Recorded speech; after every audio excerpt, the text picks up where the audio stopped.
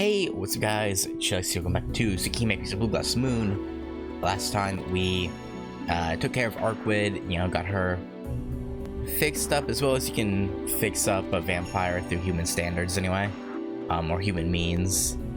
And we resolved that instead of waiting a few days to make sure Arkwid's in a position where she can just rinse Vlov, we are going to apparently try and kill him tonight. So we'll, obviously it'll go well because the story would end abruptly if it didn't, but yeah, we'll see how it goes in terms of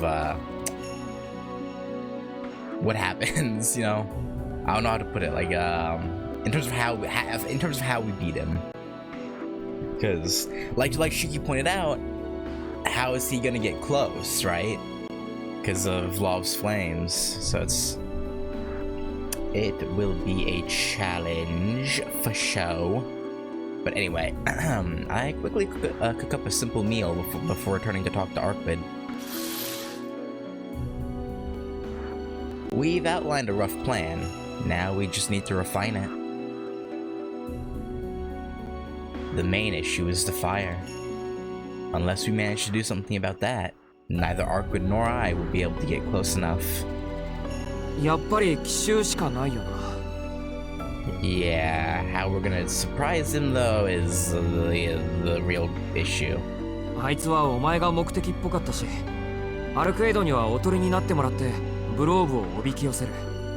We could, yeah.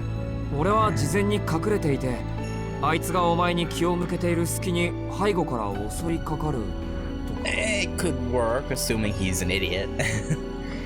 It's a sloppy plan, but it's not like I can think of anything better. Though it still doesn't solve the problem of the fire. Yeah, I don't know. Okay, well, how do we improve upon it?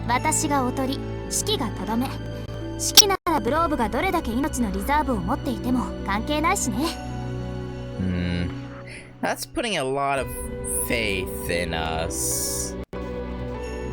Like, what if we fuck up somehow? Okay.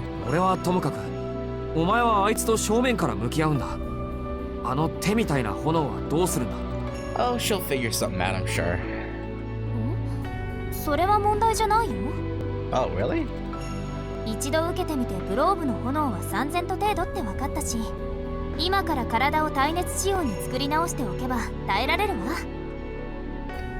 Okay. That works, I guess. He's like, you can do that? Only around 3,000 degrees? I'm pretty sure even rock starts melting at that point. Yeah, like...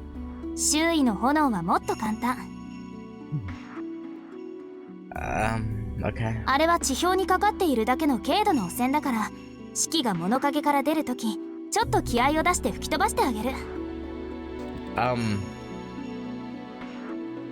Okay.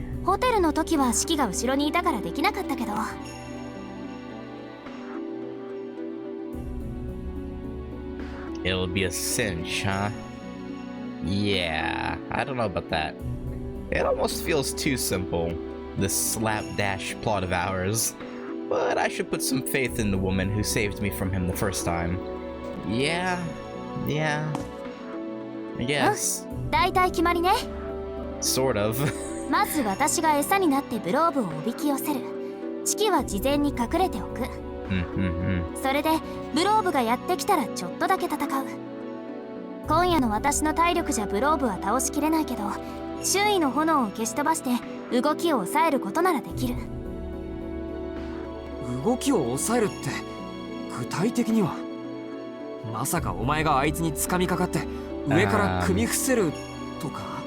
She might be.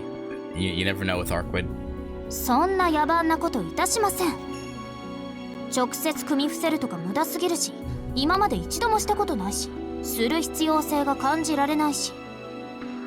Okay, and what's that better way?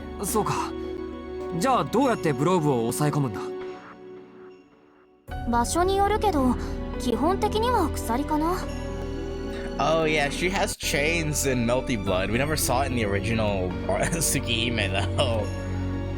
鎖鎖ってあの鎖か？ええ、ほらこんな風に。Yeah. Yeah, she can do that. What the hell? A pair of chains just clamped shut around my wrists. Where did these things even come from? It's better if you don't ask questions. 空中の元素を固定化したものよ。私その形はイメージしやすくて相性いいの。強度は今なら1本あたり100トンぐらいまでかな。とにかく何十本と重ね掛けするから動きだけなら封じられる。Okay, sounds good. 鎖の拘束は手足をメインにして胴体と頭は控えめにするから指揮はブローブの胴体の死を切ればいい。Well, that's assuming the lines are on his torso, though. わかったからこれ解いてくれ。取れる。グローブの前に俺の両手がもげる。Yeah, it wouldn't be good for your hands to fall off. That's true.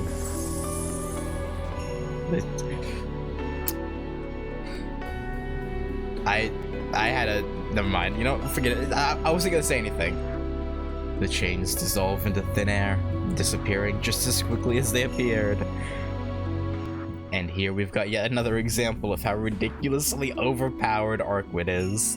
Yeah, just a little bit. But if she can call these chains in and out of existence, then she should also be able to tie down Vlov. Yeah, probably. とにかく Right. 私は戦いになったら隙を見て縄状のものでブローブの手足を縛る。完全に動きを封じられるのは10秒ぐらいだから、そうしたら指揮は物陰から飛び出して正面からまっすぐ最短でブローブの線を立てばいい。 Okay, yeah, that sounds like a good plan so far. 大丈夫。指揮の腕ならあっけないぐらい簡単に殺せるわ。 Hopefully. 正面からってお前。Arkwid says it like it's nothing, but I don't feel quite as confident. いや、経験していないことを目算に入れるのはやめよう。やっぱりさ、俺がなんとか背後から近づいてあいつの手足の線を切るよ。そうすればとりあえず自由を奪うことになるんだから。That way Arkwid wouldn't even have to fight him. Shiki, she'll be fine. Probably. I'd like to save any fighting for if my ambush fails. I look at Arkwid to see if she approves. And you know, you will literally die. 指揮、それじゃああなたは死ぬわ。 Yeah, no, Vlov is most likely, most definitely faster than you. You wouldn't have a chance. これはどう行動すれば安全なのかの話じゃない。どうすれば死なないのかじゃなくて、どうやって殺すかの話でしょ。それはそうだけど。あなたはこれから吸血鬼を相手にするのよ。なら今夜だけでも人間の道徳観念を捨てて、そんな荷物を持っているといざという時に体が重くなるだけだから。それぐらい分かってる。相手が化け物だから俺だって手伝う気になったんだ。Yeah, we'll see about that. いえ、指揮は分かっていない。手足を切る？やめてよ、そんな自殺行為。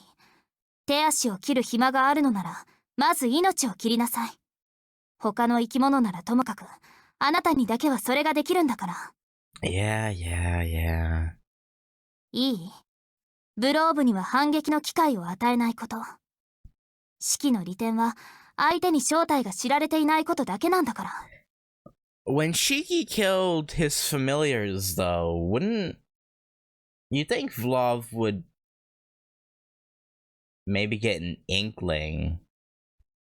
But I guess he's not. I guess that's assuming he's intelligent at all, though. So,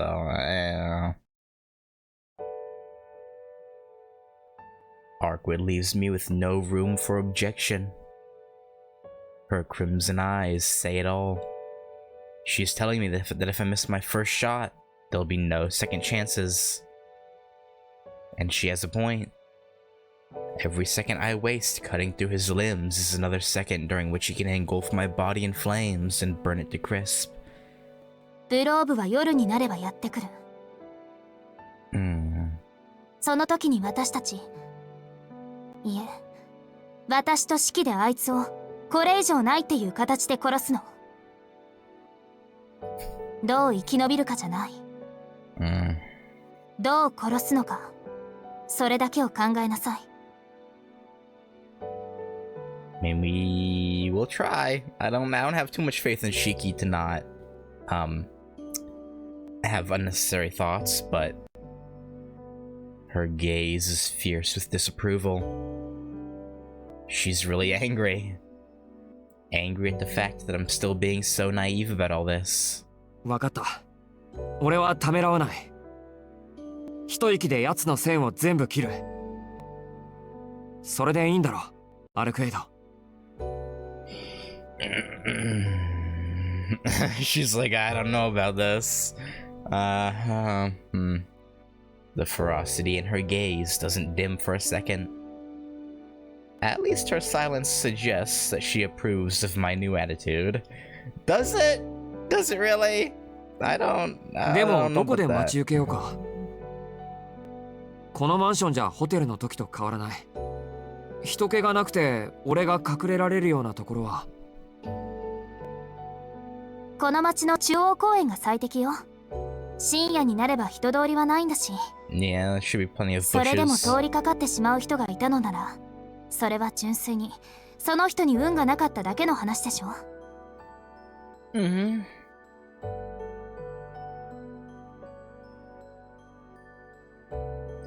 Arkwood looks away and turns her back to me as she speaks.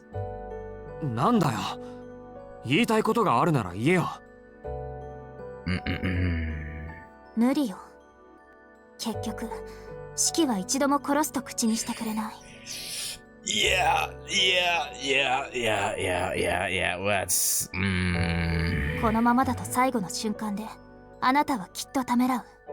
それで、あっけなく殺される。Yeah, probably. そんなことあるもんか。相手は100人以上の人間を殺した化け物だ。殺すことにためらいなんてあるはずがないだろ。Cause you're a good person.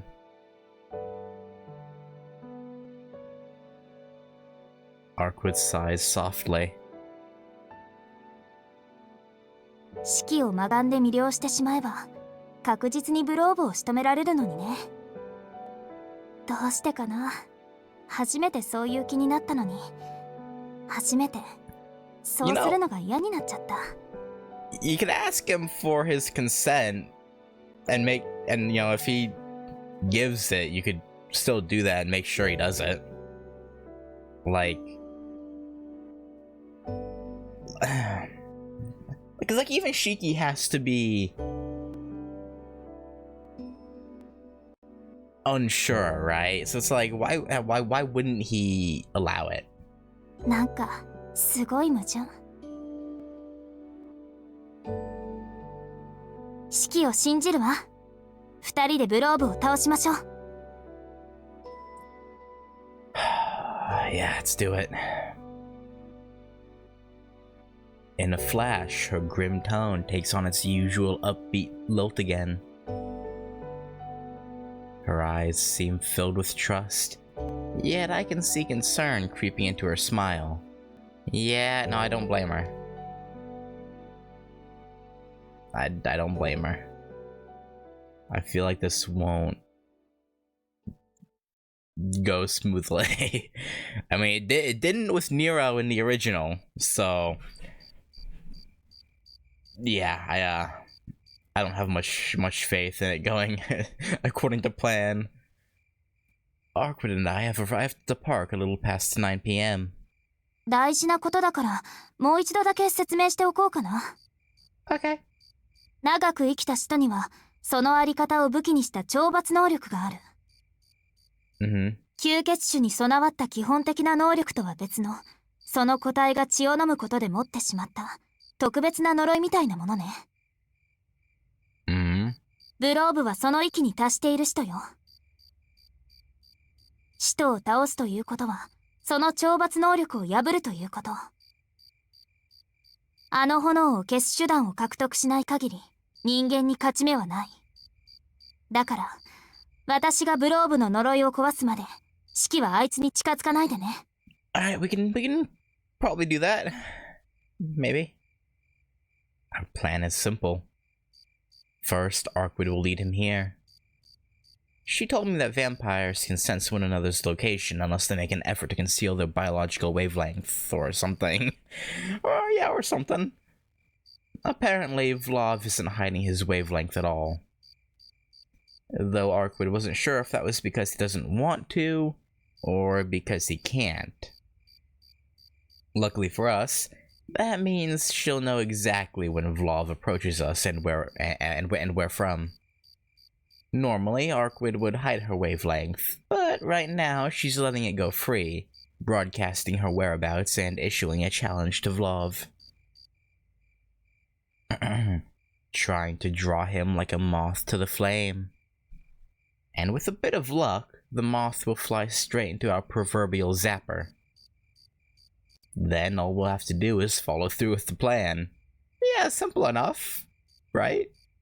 I'll observe the battle from my hiding spot in the bushes, while Arkwood binds Vlov with her chains.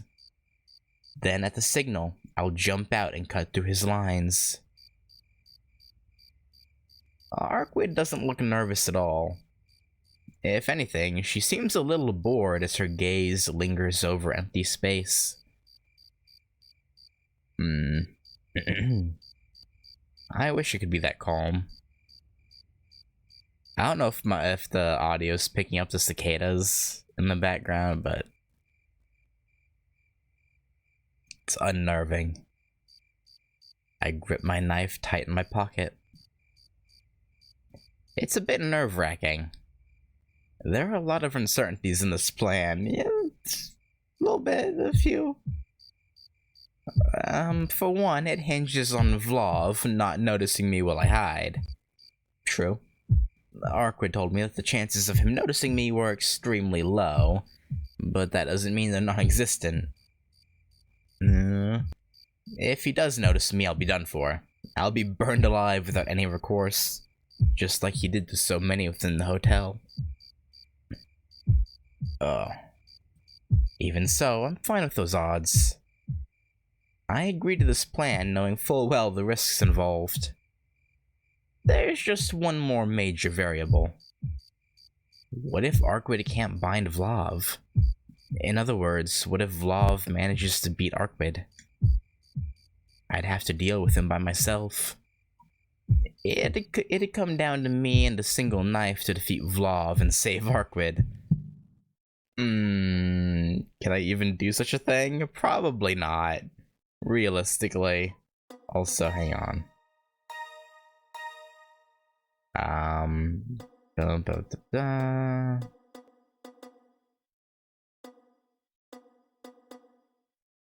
Kind of one.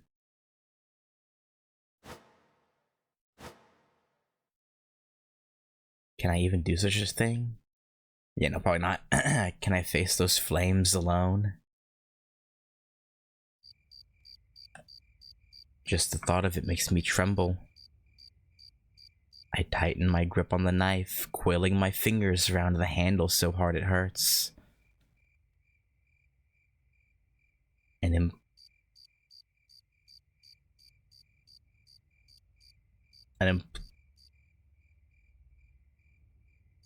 implacable fear wells within me.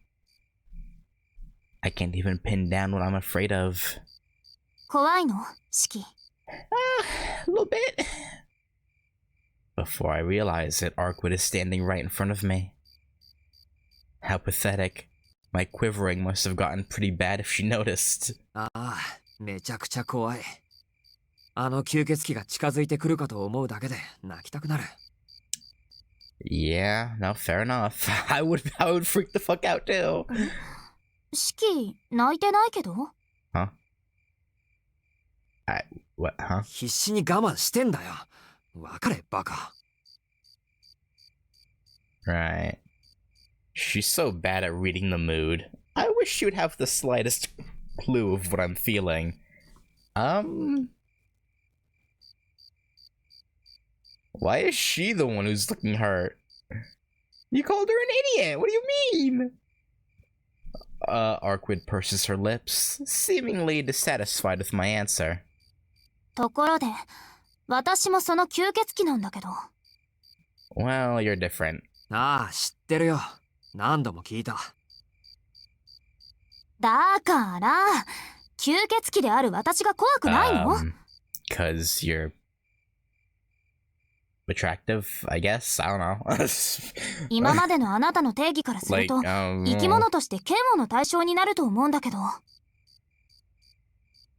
え I'm a little taken aback by her sudden remark. She's not entirely wrong, but... なんか、お前は別。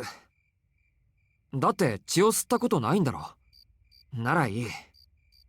吸血鬼だろうとなんだろうと、俺たちに手を出さないでいてくれるなら、それでいいんだ。Yeah. About that. なるほど。そういう考えもありなんだ。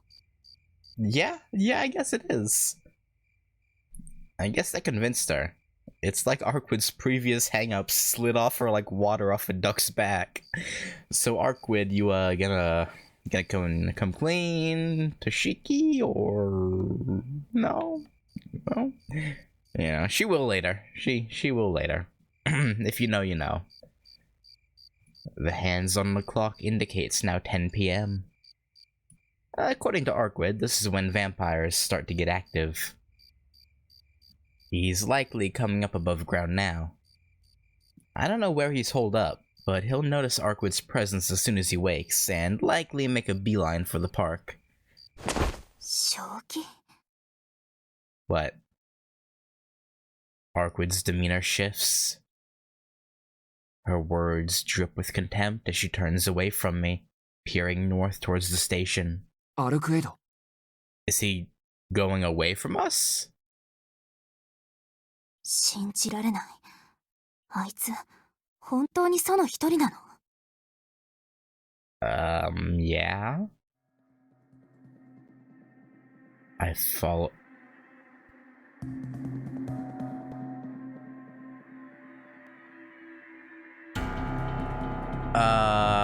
Yeah, he's drawing attention to himself. I follow her gaze over the horizon. Is that smoke? Thick black smoke curls upward into the night sky. There must be a fire downtown. Wait. A fire? アルクエド。あれ、まさか。Yeah, probably. ブローブよ。無差別に人を襲ってる。正気が欠けている。なんて甘かった。あいつは死者と変わらない。血が足りなければ目の前の人間から補充する獣だった。文明社会。この時代の人間のルールをまるで把握していない。That's very not good, right? If he's going out of his way to, like, gain strength right before fighting you, can you even hold him for 10 seconds like you thought you would? The sound of a faraway explosion rings through the air. The smoke surges into the air with newfound intensity. This is bad. If he's moving through the downtown area, then this will be on a whole other scale from the hotel. The numbers of victims alone would be at least in the thousands. アルクエド。分かってる。急ぎましょう、シキ。 We run for the station. Just what the hell is going on over there? Bad things. Very bad things, I imagine.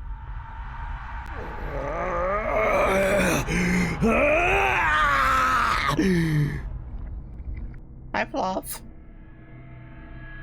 He awakes in agonizing pain.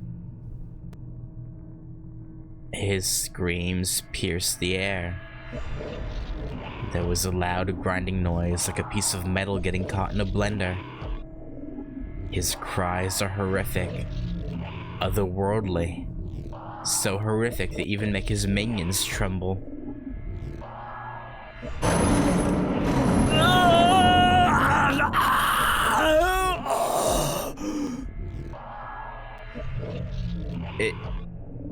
Is it because of Arkwid's presence not being concealed? Is that what's causing it?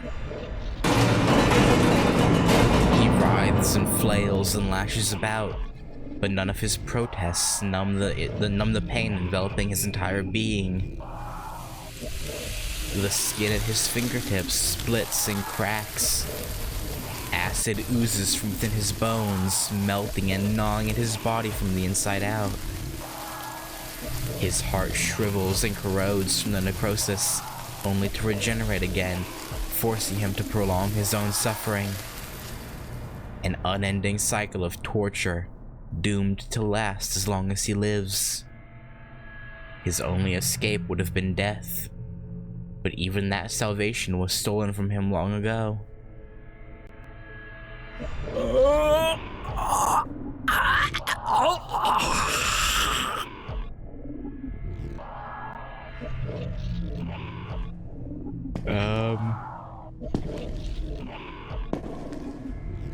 He doesn't remember why he abandoned death. Oh. He doesn't remember when it was that death became such a distinct concept. All he knows is suffering, cold, pain, heat, fear. His mind is filled with nothing but animalistic screams. He knows that he came to this land in pursuit of something, to kill something.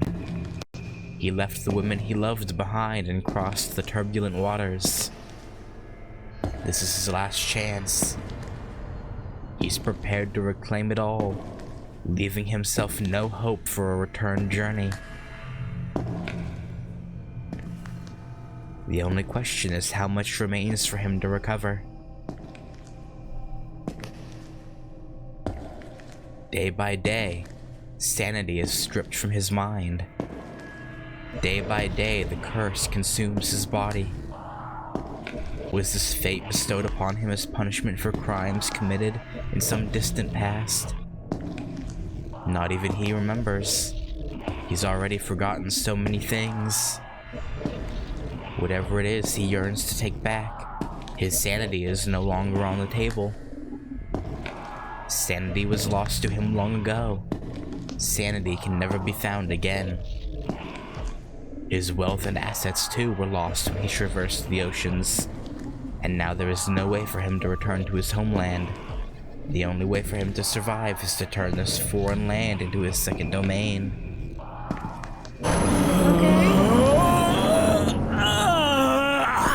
Okay. You good? Yet his past, his future, they matter not. At this moment in time, he craves but one thing: blood. His throat is freezing, his skin is parched, his soul hungers. He needs warm blood as soon as possible. He desires to bathe in it as soon as possible. Questions like where he is or what he's doing pale in the face of such fervent longings. He walks through the darkness. Zombies obediently fall in line behind him, marching silently along.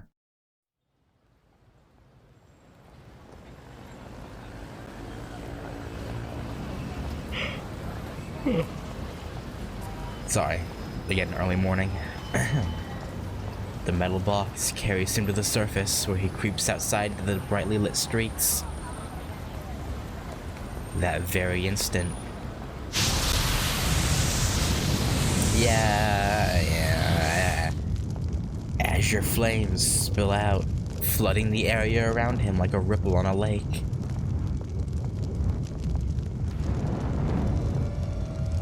The humans in the vicinity had no way of sensing the impending danger.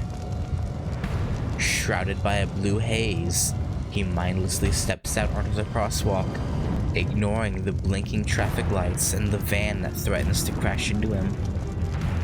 Meanwhile, his ghouls seize innocent passerby left and right, grabbing them by their shoulders and taking them to the ground. A plethora of horrific noises follow, the crunching of bone, the devouring of flesh. And though the people scream and cry, none of them flee. By the time they realize this terrible reality has befallen them, they have no recourse.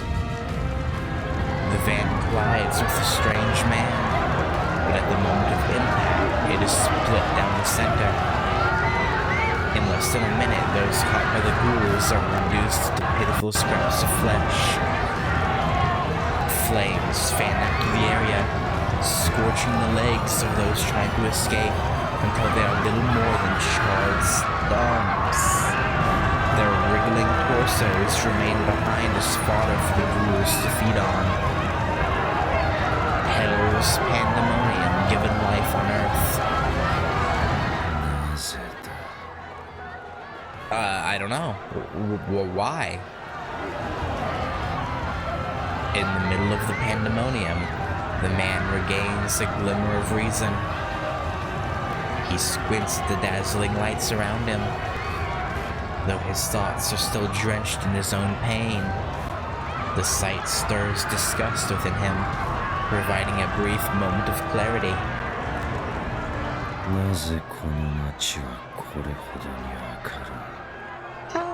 Because humans like pretty lights, I guess.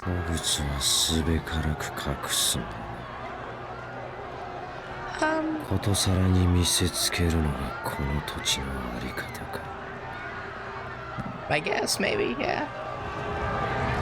Before him is a vast cornucopia of humans. Normally he would feast and drink till his gut was brimming with rich, warm blood, but the urge to do so does not strike him now. How can this land be called fertile if the humans inhabiting it have tainted it so?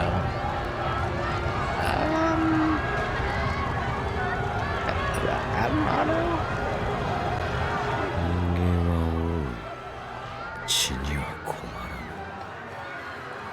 Yeah, you probably won't.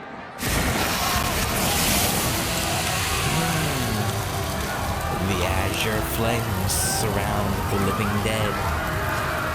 They engulf the ghouls, changing their very being and rewriting their composition. They've become a type of undead fueled by flame. In exchange for their swollen strength, their lives will quickly burn out like candles.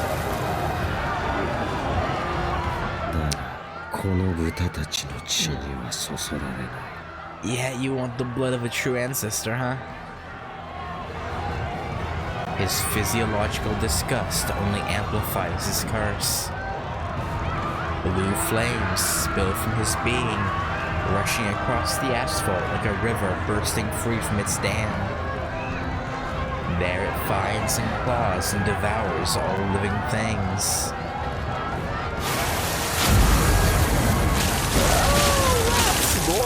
Okay.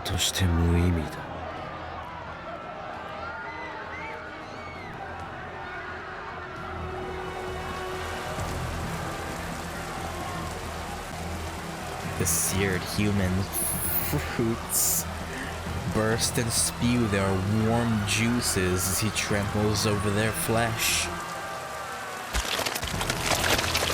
He accepts their offering with head bent in distaste, an act tantamount to being showered in vomit. But what other choice does he have? If he were not bathed in this disgrace, his body would not move. この輝き繁栄は俺には無意味だ。Good for you, I guess?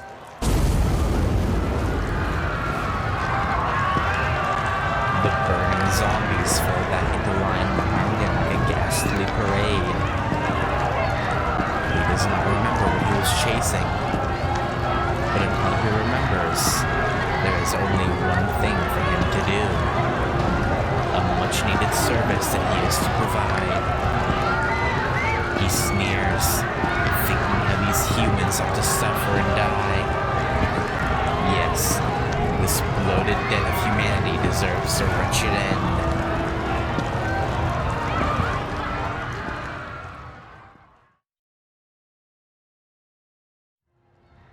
That's kind of rude. Okay, I think we're back to Shiki. The town's in chaos. People crowd the streets, they push and pull to escape the mayhem. The fire in front of the station is visible from here. An emergency broadcast plays on the large digital displays on the sides of the buildings. A fire is broken out at the north exit of Soya Station. All trains heading in and out of Soya have been temporarily suspended. People in the downtown area are currently running for their lives. The broadcast switches over to a news presenter interviewing a young girl. She's wearing a high school uniform. It seems she only just managed to slip away from the fire. Oh no, she's gonna turn into one on TV, isn't she? Oh no.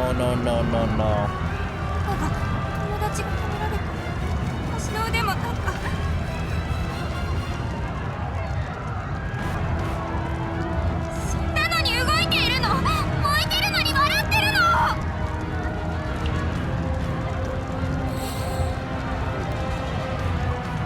Her voice is panicked, driven delirious by the dire situation.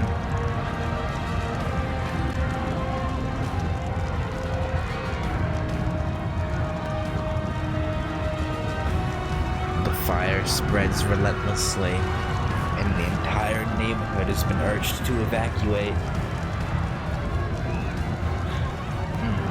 But even with those orders in place, the main street is full of people. They gather and draw together, spurred by curiosity. From a distance, they watch the fire unfold, filming and sending message updates to their friends and family.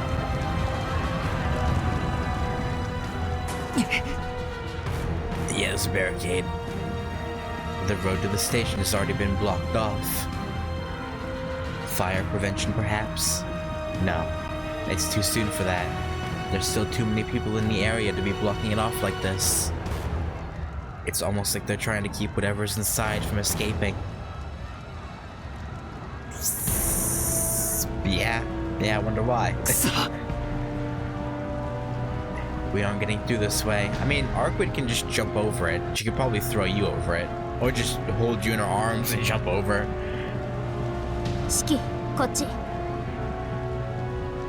Arkwid seizes my hand. Without another word, she tugs me along, guiding me through the mass of onlookers drawn by the fire. The alley? 待てってば。こんなところに来てどうするんだ。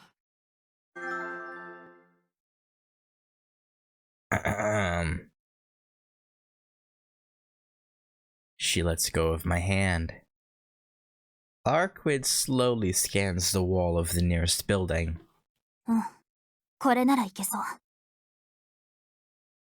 But what'll work?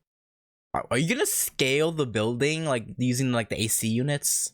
2人で飛ぶのは初めてだけど、この高さなら問題ないはず。 Oh, but wait. I guess okay. I guess if there were onlookers, she didn't want to jump that fence in front of a bunch of people. Okay, that makes sense. That makes sense. は？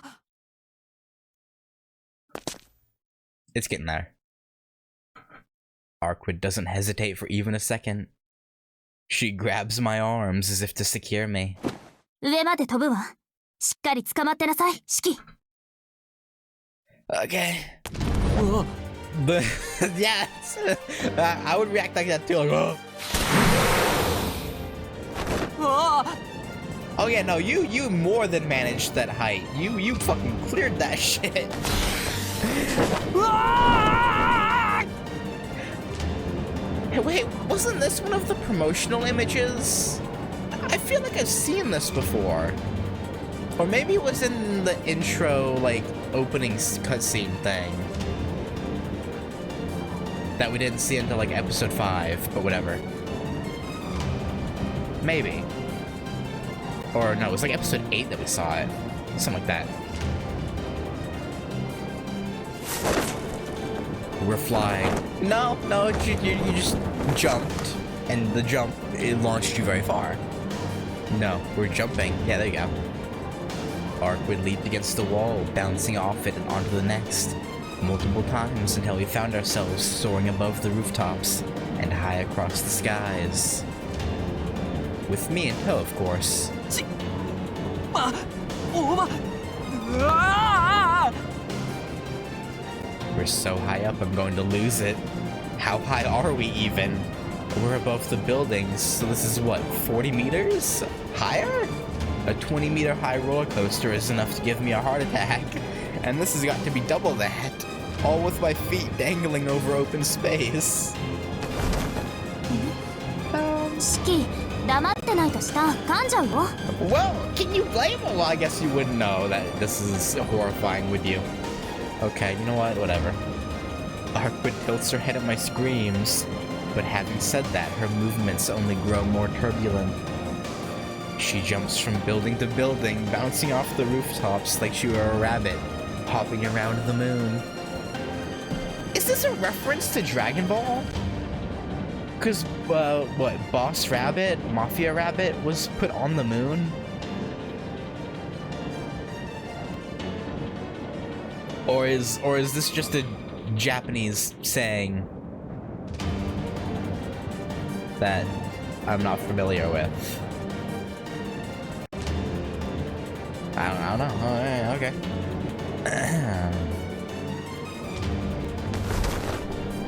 Or maybe just a good equivalent because a rabbit would jump very high on the moon.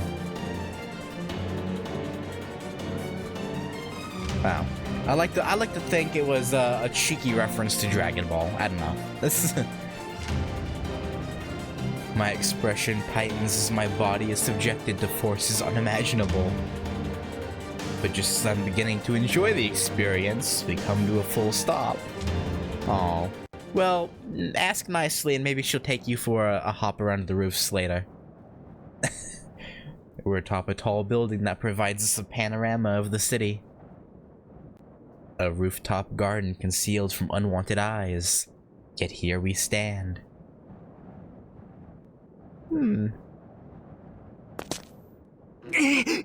Oh my! なんて無茶を No heads up for you. The abrupt up and down movement has me heaving to catch my breath. My chest hurts. I'm sure the blood pressure spike was bad for my heart. Yeah, probably.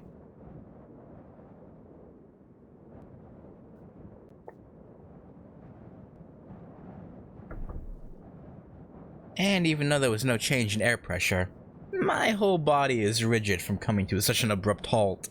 It's like I've got the bends. 見て、あそこよ。At what? 見ろって何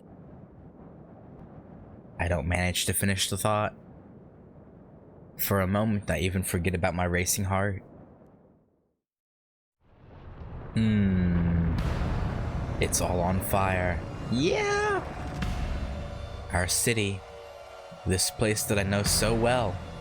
Its familiar buildings are awash in a sea of flame. You know, I just thought about...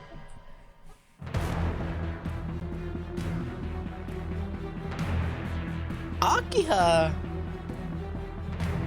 Because in the original, right, Shiki's gone for like 2 days dealing with Nero, right? But that wasn't like publicized at all, really.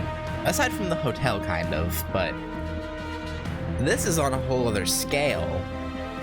So Aki is probably gonna be like, what the fuck did you do? Oh boy. Yeah, no, yeah, I sneezed.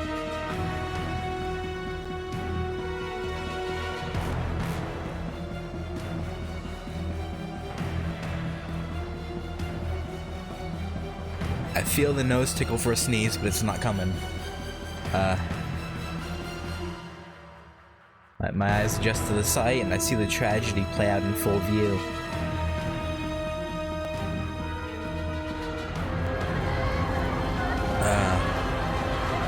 The main street is veiled in hues of red as the fire colors the town. Boy. The flames whittle away the surface of the buildings like a knife. Hey, Vlov. An unholy river of flames with that man at the center of it all, basking in the rain of blood as he sates himself. There are silhouettes spread out in front of him. Police officers have him surrounded on all sides to stop his onslaught. Yeah, they're not gonna do nothing. The muzzles of their pistols flash as they all fire on cue. Yeah, they're just burning up before they even touch him. Vlov doesn't flinch in the slightest. He likely hasn't even noticed the police's presence. More silhouettes step out from the flames behind the monstrous man. Flaming zombies. Bullets might work on those. Some of them may have been alive mere minutes ago, but now they're little more than shambling corpses. They approach the police officers, as if begging for their help.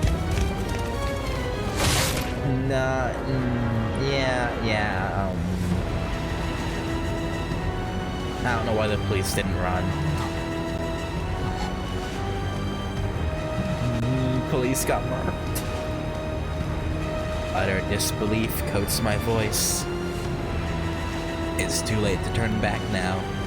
God, the sneeze, come on. All the urgent bravado I had for this mission was bleached away by the sight of the town. Yeah, no, I can't blame you. I would be shitting my pants. The only thing left is pure horror. So this is a vampire's true power. A power that enables him to kill people just by existing. And we're supposed to defeat him? Yeah. いないわね、教会の連中。 Which is weird, right? You think they would have. ここまで見境なしならそろそろやってくるはずだけど、やっぱりこの国には赴任していない。 No, I would disagree with that assessment. でも、その割にはきっちり交通規制はしているし、ここの大工場、実戦派じゃなくて制服組なのかしら。 Yeah. Arquid's focus lies elsewhere, away from the river of flames. She seems to be on guard for something else. さあ、どうしようか、シキ。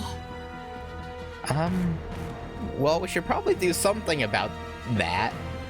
見ての通り、ブローブはあの状態よ。私を探し出そうとする理性すらなかったただの殺戮者。 I mean, you gotta do something. あのまま放っておけば、あいつは血を消耗して弱体化する。 Will he? Because the zombies are feeding and the energy goes back to him, right? So, like, will he grow weak? I don't think so. ブローブの存在規模から言ってこの町は燃え尽きるだろうけど、その後なら私一人でも倒せるわ。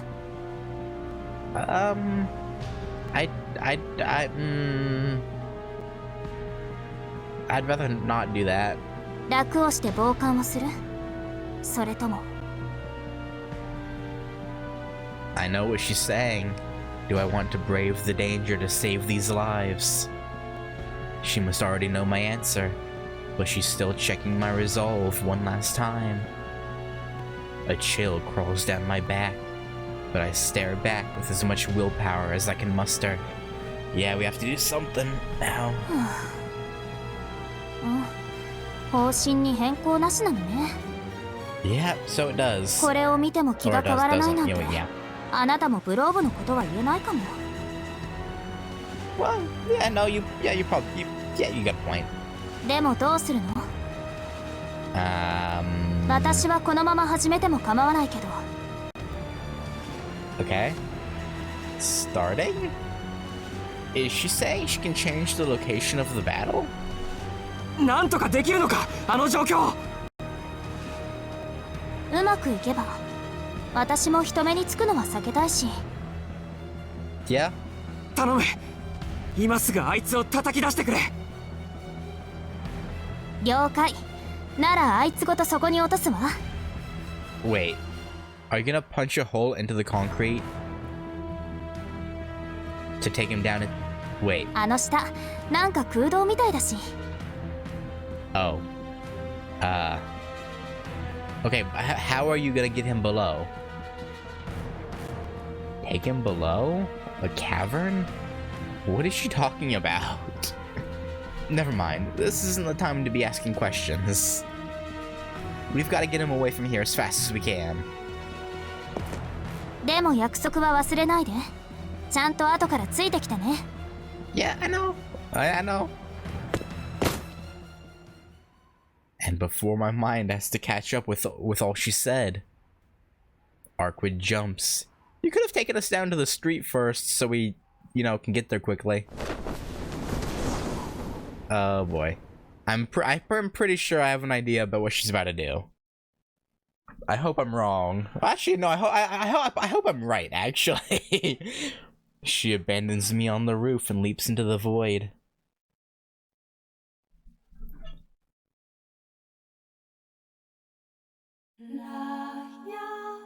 Oh? Hello? There she floats like a beautiful pale flower caught in the breeze. A flurry of air catches her body as she falls from the rooftop. Unfettered from the chains of gravity. Unanchored by nature's laws. Instead of falling, she rises gently. Like a ship in the wind, she sails across the night sky.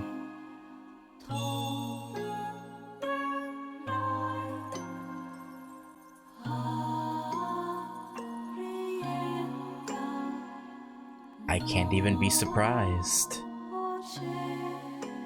She's like an infant incarnation of the planet. More like of the moon, but every fluctuation that plays across its surface belongs to her. All of nature's blessings, all its fury, that which nurtures life and that which destroys it, both are hers to wield, to embody. よーし。 Oh, look at that little smile, little grin.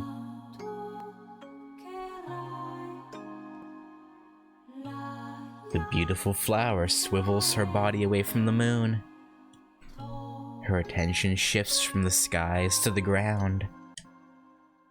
It is time for her unbound chains and coiled up anchors to slam into the ground. Below her is the concrete castle, spewing sparks of flame. せーの。 Yeah, she's doing what I think she's doing. She's just gonna slam down and push him through the concrete.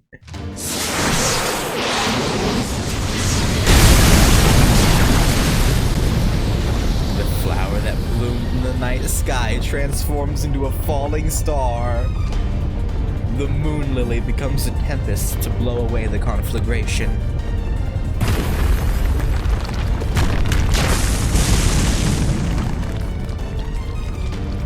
She's a human you mean a vampire missile? She must have fallen from a height of some 80 meters in the sky to hit Vlov. No, not fallen. It was calculated. She launched herself right at him. After adjusting her trajectory in midair, she accelerates toward her target with missile-like precision.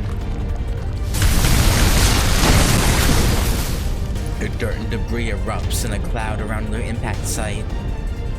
The massive storm of dust sweeps the area. Even the ever-expanding river of fire is snuffed out in one fell swoop. The police officers that had surrounded Vlov were sent flying backwards by the blast. Most of them are instantly put out of commission. Those who weren't knocked out are too overcome by fear to mount any sort of resistance. A perfectly natural response. True. I would also be just stunned. Yeah.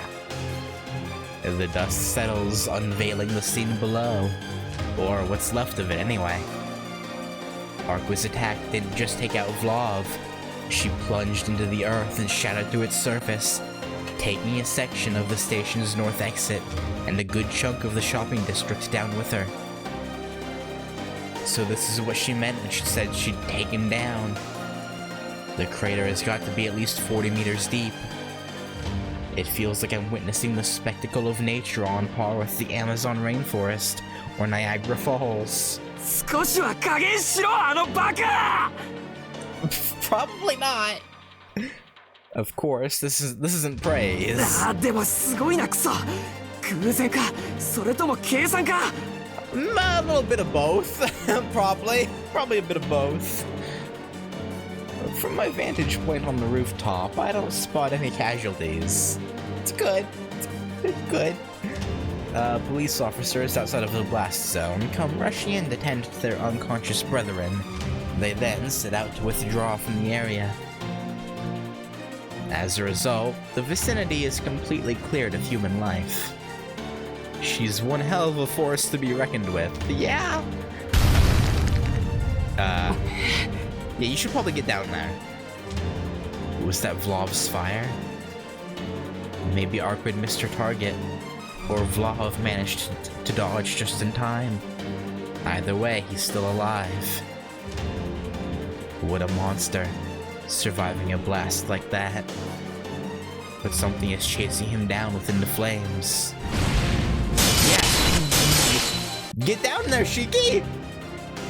A burst of white flashes from within the cloud of dust, pushing back against him. You're gonna come in after me, okay?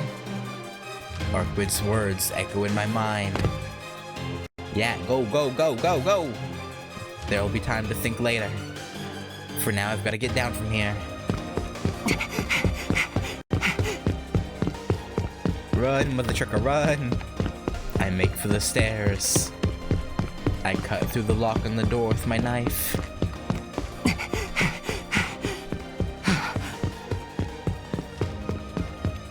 I hurtle down the stairs by the glow of the emergency lights. My resolve and my breathing are both rendered wild and ragged as I speed downwards. All I have to do is sever Vlov's lines. First, Arquid will fight with him and bind him with her chains. Then it'll be my turn. I'll run up to him, cut his lines, and chop him to pieces.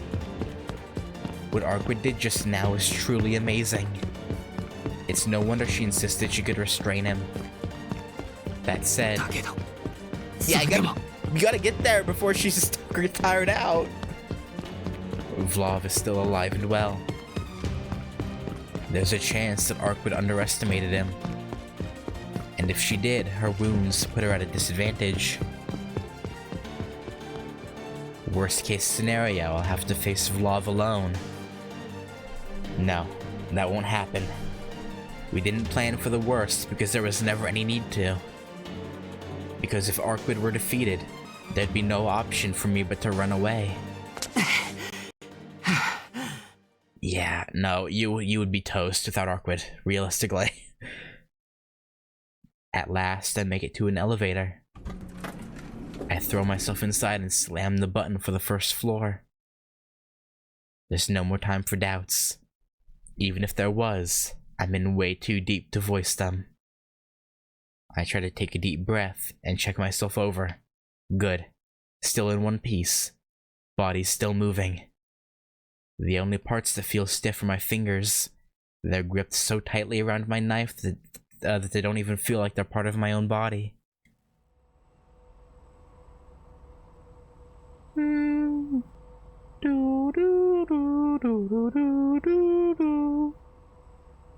Is this fear I'm feeling? Am I scared of facing that monster? That incarnation of violence? I would be. If that's all it is, then I'm fine. At least this proves I'm still in my right mind. Are you? This is a creature that can kill just by being in close proximity to someone. Any human ought to be afraid of that. Yeah. But that leaves one other fear. The real problem. The zombies? Namely, I'm more afraid of killing than— oh yeah, there's that too. Of killing than being killed.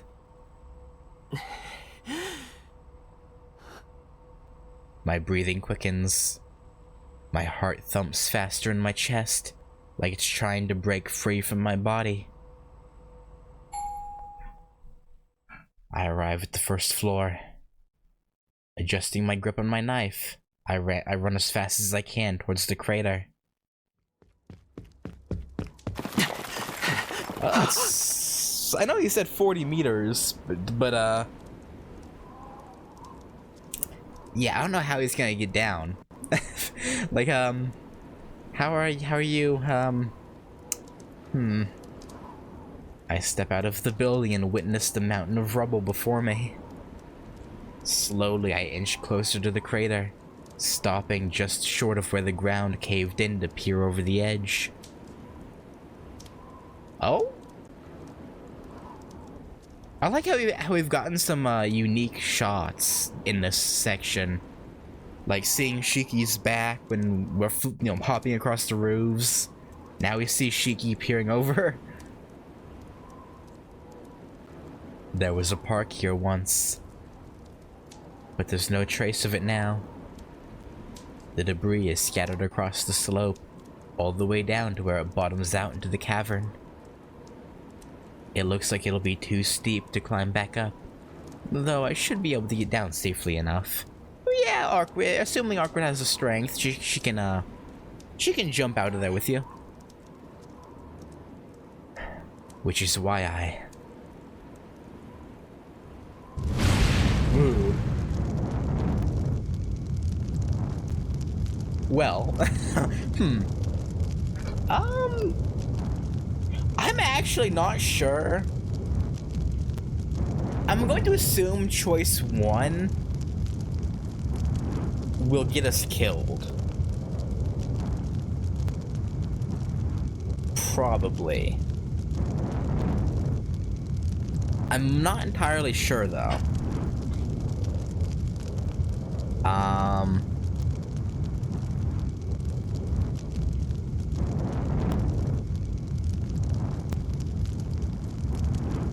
Yeah, I feel like if I go down right away, we'll die. So let's scope things out first.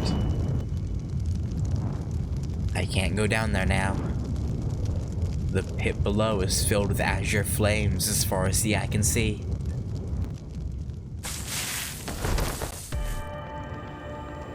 In the middle of it all stands the towering vampire. Vlov Archangel. It appears that explosion didn't even scratch him. What a monster. By human standards, he might as well be immortal. But even so... Even so, the figure in white still dances circles around him. Like a beautiful huntress darting and weaving through an orchard of flames and a crumbling rubble. That figure in white is Arkwid. She leaps over the river of flames to close in on Vlov.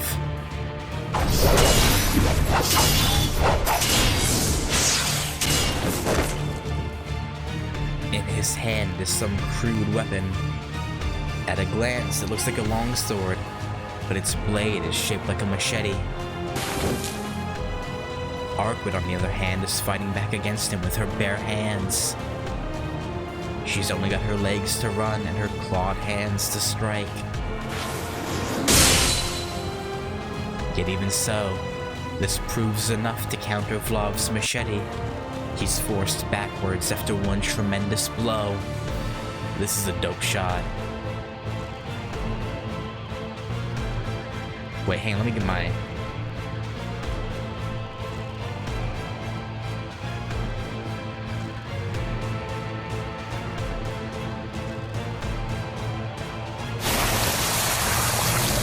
Yeah, I'm gonna leave my cam off for the rest of this section. The wound left at his arm is deep enough for me to see the bone beneath. Yeah, you don't like that, do you, Vlov, huh? But the sight lasts only a moment. By the time Arkwid slashes open Vlov's flesh, his blood is already flowing over it, repairing the gash. Arkwid warned me about this. Vampires won't die as long as their supply of blood isn't exhausted. It's just like she said. A wound fatal to any ordinary creature disappeared in the blink of an eye like it was never there. He swings his heavy blade without fear. Arkwid is careful not to overextend. Whenever she lands a blow, she quickly leaps back just out of his blade's reach. She must be wary of him landing a counter-strike. No, that's not it. Her face says it all. She's enjoying the chase. 死ににくいだけがあなたの取り柄なの？ Probably. 27層も質が落ちたものね。このまま奥の手も見せないで私に殺される？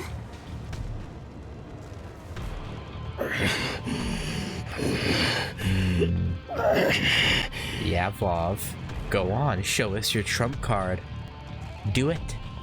Do it, coward. Vlov's breathing comes out in ragged heaves. I don't know what kind of sword that is. His morbidly pale skin is painted with anguish. He may be immortal, but there's a limit to his powers. Even though he appears to be unharmed, Arkwid's dive bomb must have wrecked him, maybe even dealt an otherwise fatal blow. And in regenerating his entire body, he's burned through most of his energy. Arkwid's in a similar situation due to me killing her. That sort of thing must have taken its toll on Vlov too. I take it she's thinking the same thing. So she's distancing herself after each attack. Essentially baiting Vlov to move in for the kill, hoping he'll risk it all on a full-blown counterattack.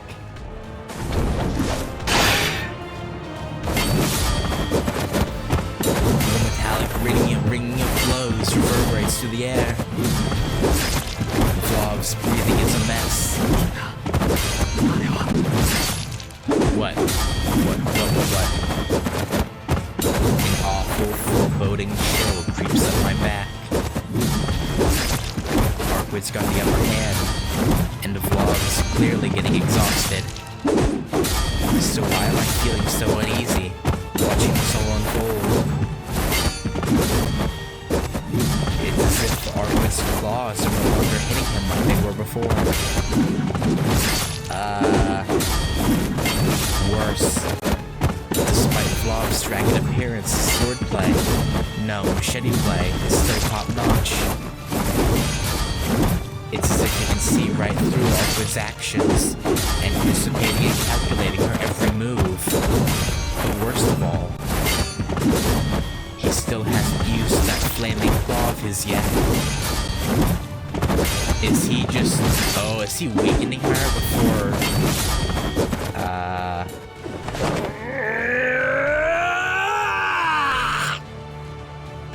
Shiki, we should get involved now, I think.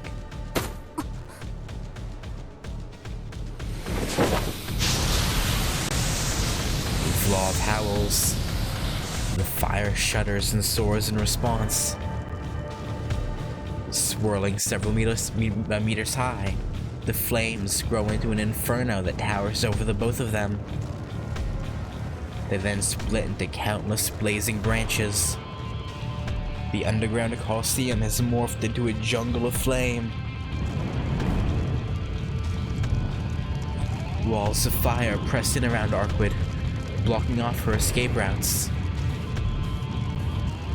Shiki, we should do something. I think, probably. At that moment, high above her, melting straight through the rubble, hands composed of heat stretch their fingers wide before slamming straight to her body.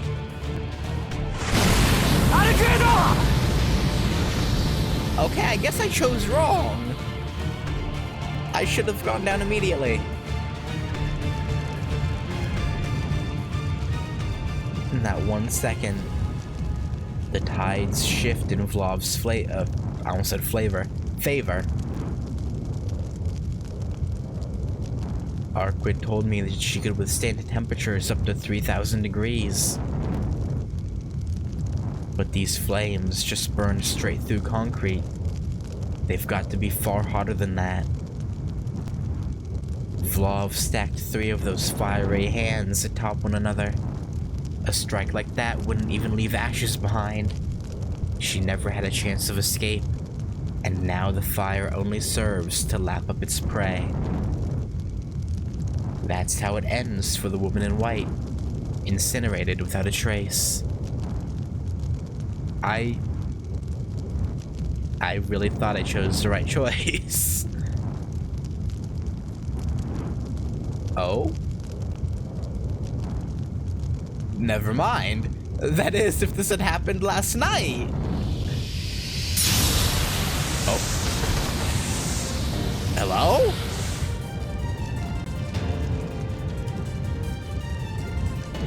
I'm sorry? Where did that...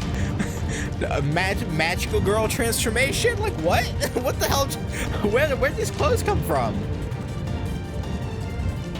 Okay. A white skirt flutters in the wind. My gaze is glued to the scene, mesmerized by her transformation. Maho Shoujo Arkwid? She told me all about it. Did she? I've got a plan. I'll remake my body beforehand. This black and white battle dress must be the culmination of her plan. A piece of armor that can withstand the heat of Vlov's flames. I mean, it looks good. Looks real good. Looks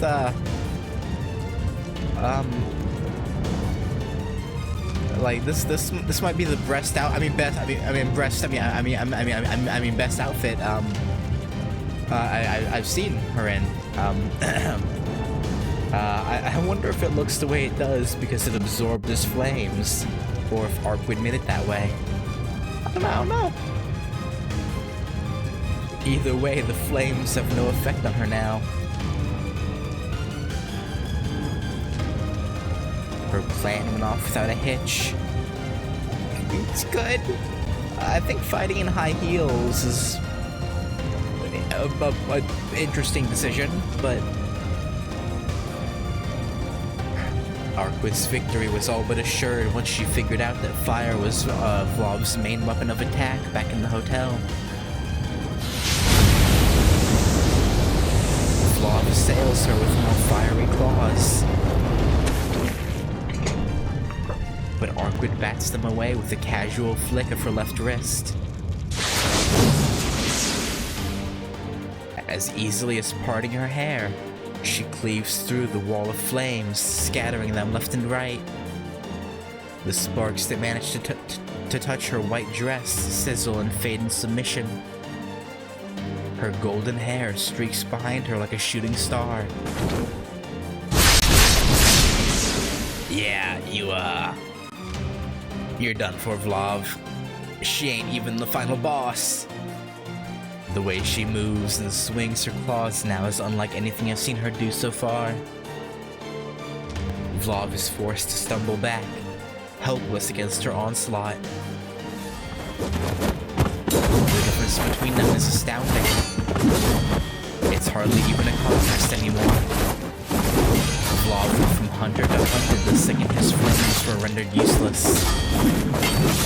Arkwid is absolutely relentless, inflicting fatal wound after fatal wound. She corners the vampire. The only reason Vlov's still standing must be because he's still got some blood in reserve. But that will run out sooner or later, especially since there's no one left in the area for him to feed off of. All that's left is that which already flows within his body. Just a few more hits like this and that'll be gone too. I would be careful about getting too overconfident, Shiki. He'll be starved. And once he no longer possesses the fuel he needs to regenerate, he'll be little more than a regular corpse.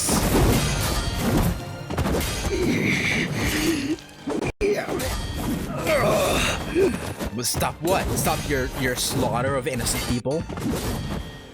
A plea for mercy. Undignified like a spoiled child. Gone is his skillful display with the machete. His swings turn wild and graceless as he haphazardly lunges at Arkwid, almost like he were trying to cast away his fears. But she doesn't miss her chance to retaliate. Oh, yeah, there goes your machete.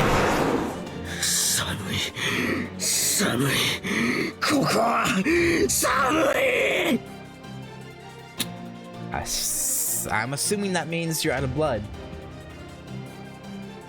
The vampire cries as he leaps into the air. Getting away from Arkwid takes every last ounce of blood-fueled power that he has.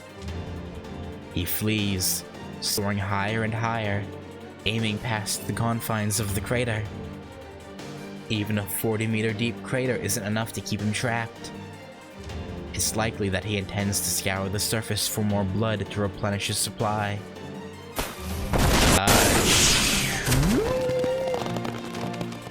Vines? But ivy wraps around his legs before he has a chance to escape. It sprouts from the earth in a flash, tangling itself around the vampire with incredible force, and drags him right back into the center of the hole. Shiki, now would probably be the time to go in then.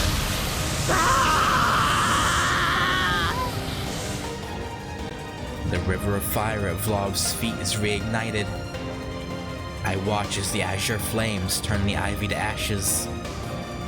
But it's not enough to release him of his shackles. New vines spring forth from this topsoil of ashes. No matter how many times he burns through them, the chains remain unbroken, reviving again and again like a phoenix. Even the immortality of a vampire pales in comparison to nature's infinite cycle of rebirth. These vines are that cycle made manifest. Short of burning down the entire planet, there's no way to escape them. No amount of vampiric powers or curses can extinguish nature's breath. Arkwid dashes in his direction. Everything about her posture and demeanor tells me that she's going in for the final blow. I thought we were supposed to give the final blow. But, you know, yeah, if it works, I guess. She's already crushed every last one of his attacks. Finally, she's decided to put an end to this. I'm happy to let her do the honors. She doesn't even need my involvement. Any moment now. Oh god. Oh, that's you. Oh, you jinxed it. That's a red flag. She ain't gonna finish this. That Shiki. Why would you say something so stupid? Like, why would you do this? If Arkwid dies, I blame Shiki, not me for making the wrong choice. There's just one thing. Sorry, drinking water. What's that one thing, Shiki? Even with our victory so close at hand, my heart beats like crazy. Something feels wrong. His agony, his labored breath. Something tells me that things aren't as they seem. Well, if you feel that way, go fucking help!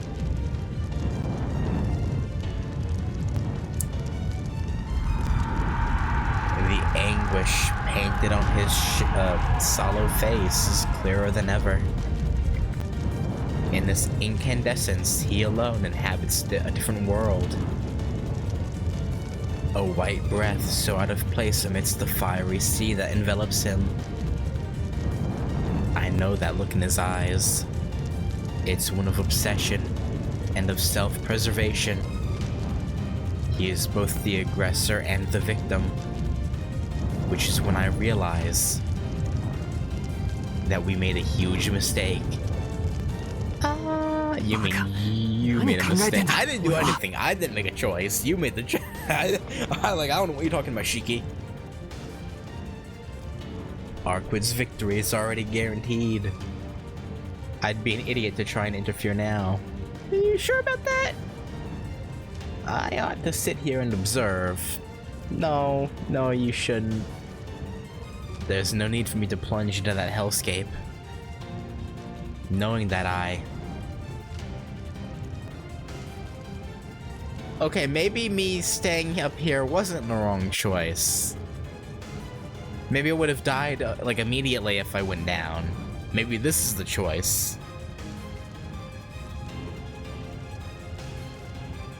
I'm gonna call out to Arkwid. Because I agree, I feel like something's not right here. So, let's tell her to back off, I think. Hopefully. I remember what Arkwid told me. Defeating a vampire means defeating whatever special abilities they possess. The problem is that we were looking at the wrong ability.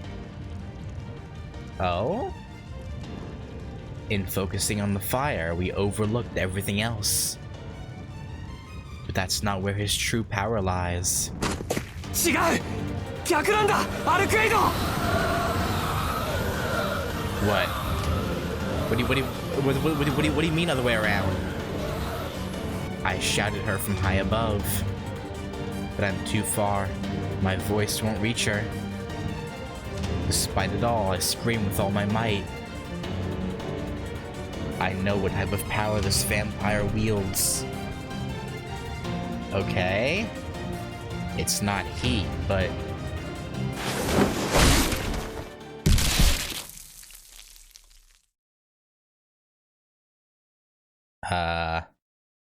Arkwid pierces his chest.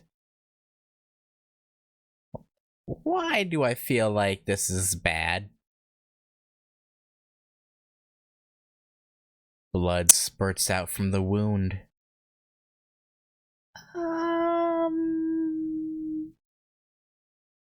It flows quick and free like a bottle uncorked. At last, this scorching nightmare is brought to an end.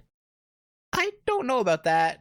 With how Shiki was freaking out, I don't think so. Vlov is pushed past the final threshold. A terrible sound fills the air.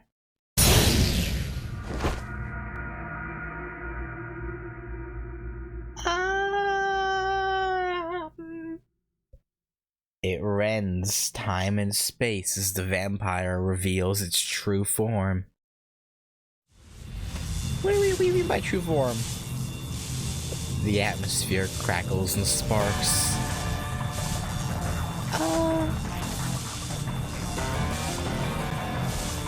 The atoms that were accelerated by the heat suddenly decelerated at an unnatural pace. Electrons bounce off the ultra-cold matter, and with nowhere to go, react with the atmosphere. The blue flames that covered the ground around him were never really flames at all. Okay, what were they? They were an exothermic reaction akin to vaporization. The very Earth rapidly losing heat.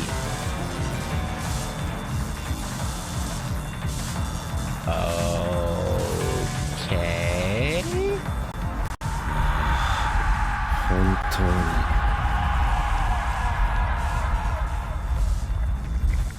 He extends one of his cold-blooded arms. His fingers are spread wide, palm open, as if craving warmth.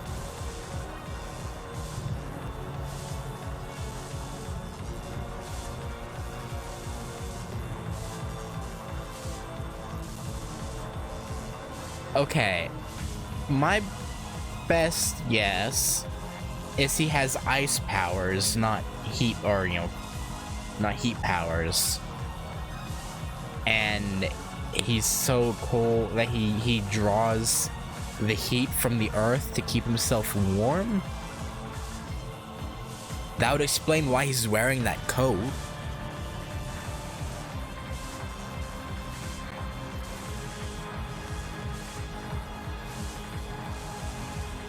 But then how can he summon? So okay, that explains the azure flames that spring from the earth around him, right? But that doesn't explain how he summons the red flames. Unless that's him unleashing the heat that he draws from the earth.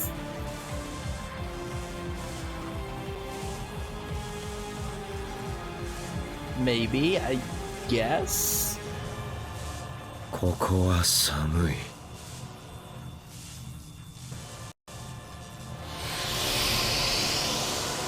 The beautiful huntress is enveloped in blinding light. Oh, that's not a good look on her face.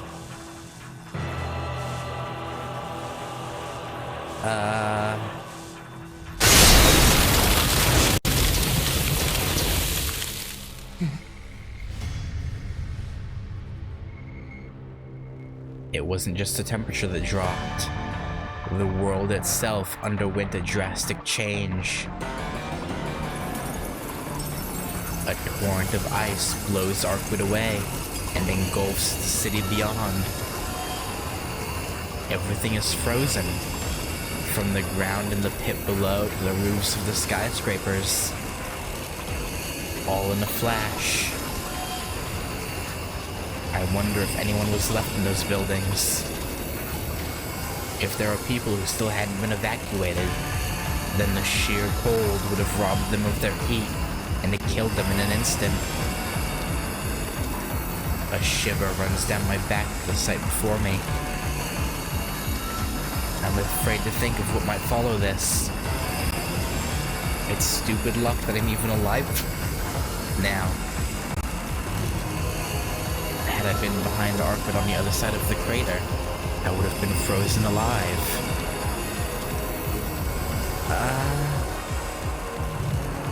The river of flames could cover a wide area, but it also spreads slowly. Most people would be able to outrun those flames if needed. But this river of frost is something else. It might have a narrow range and follow a set path across the ground, but once it's fired, it spells instant death.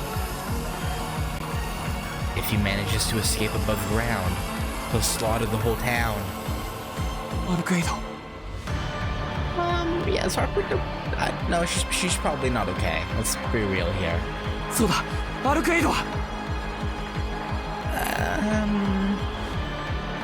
I desperately cling to the hope that she's still alive. She's the only one who can stop this monster. いた。 Oh, okay, okay, she's still good? Question mark?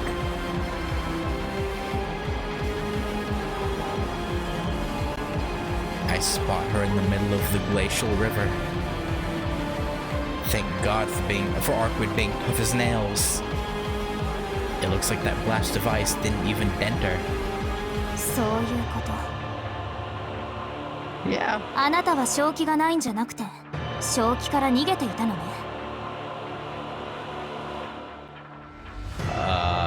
What do you mean by that? Also, does her left shoulder, or like her left, but from our view it'd be her right, does that look odd to anyone else? Like the line for her armpit goes like almost all the way to the top of her shoulder on the the side that we can't see the arm. Sorry, I like focused on that. I was like that looks weird. So okay, but yeah, what do you mean he's fleeing from his sanity? 三流の使徒であり原理を持つ以上は星を打倒しうる。 Yeah, I suppose they can. おかげで目が覚めたわ。ブローブ・アルハンゲル。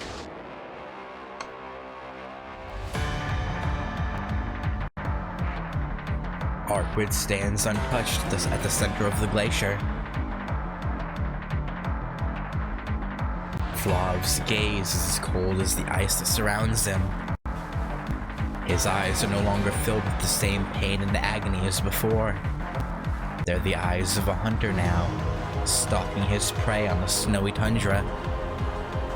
目を覚ましたのはこちらの話だ。 It doesn't wait. He doesn't have the little arrow things anymore. I forget what they're called. But he doesn't have those anymore. よくも俺からここまで熱を奪ってくれた。 Okay. The hatred on his tongue cuts the air like a knife. He hasn't lost the will to fight. If anything, this is the first time I've actually seen him this motivated to battle. そう。なら、己の幸運を感じなさい、ブローブ。本来なら目を覚ます前に終わらせていたわ。あなたを救ったのは憎たらしい殺人鬼よ。Yes, Shiki. それも今一時の話だけど。確かに。 You do? 伝え聞いた貴様の姿と今の貴様はかけ離れている。どうやらここ一番で俺は幸運を拾った。Yeah, fortunate, right? 忌々しいけどそういうことよ。お互い最後の一撃を残しているだけの体たらく。どちらかが仕掛ければどちらかが消えるだけ。Arkwood, I don't like how overconfident you're being. その前に最低限の礼は取ってあげる。 Okay. 答えよ。賠償家畜の我が霊則。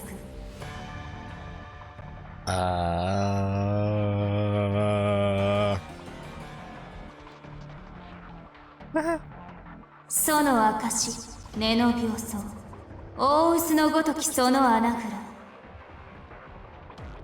新たな原理をはらんだ種よ。貴様にとって血とは何や。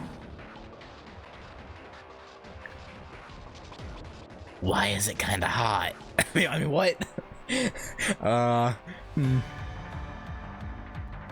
Arkwood sounds oddly dire, even considering the situation. Her question sounds like she's condemning him.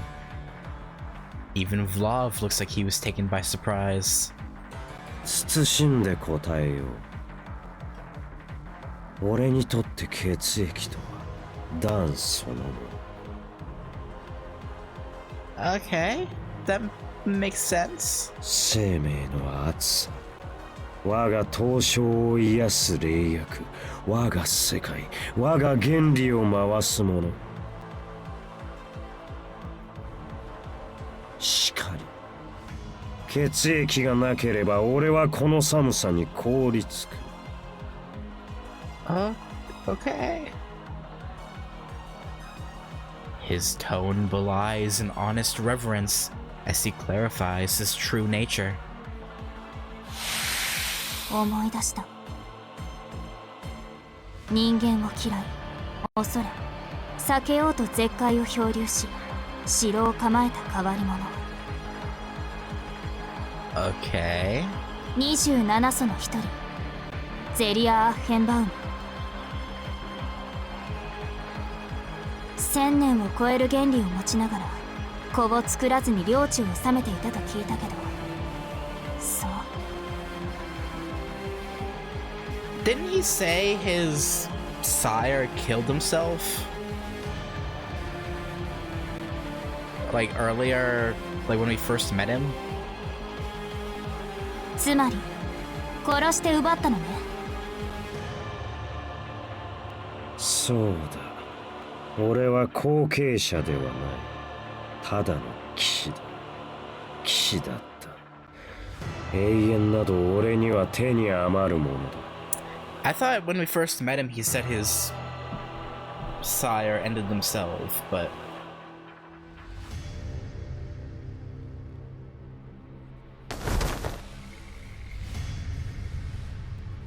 the vampire beckons toward his shadow with his right hand.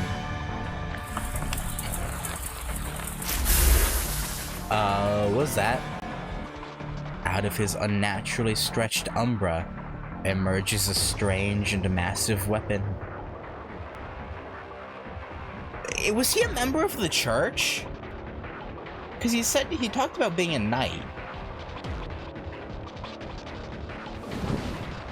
And that definitely looks like a church's weapon. ご当主にとってもそれはより不相応だった。故に奪った。騎士として王を倒し、その王座を簒奪した。今やこの原理は俺だけのものになった。Okay. そう。短い王位だったわね。Yeah.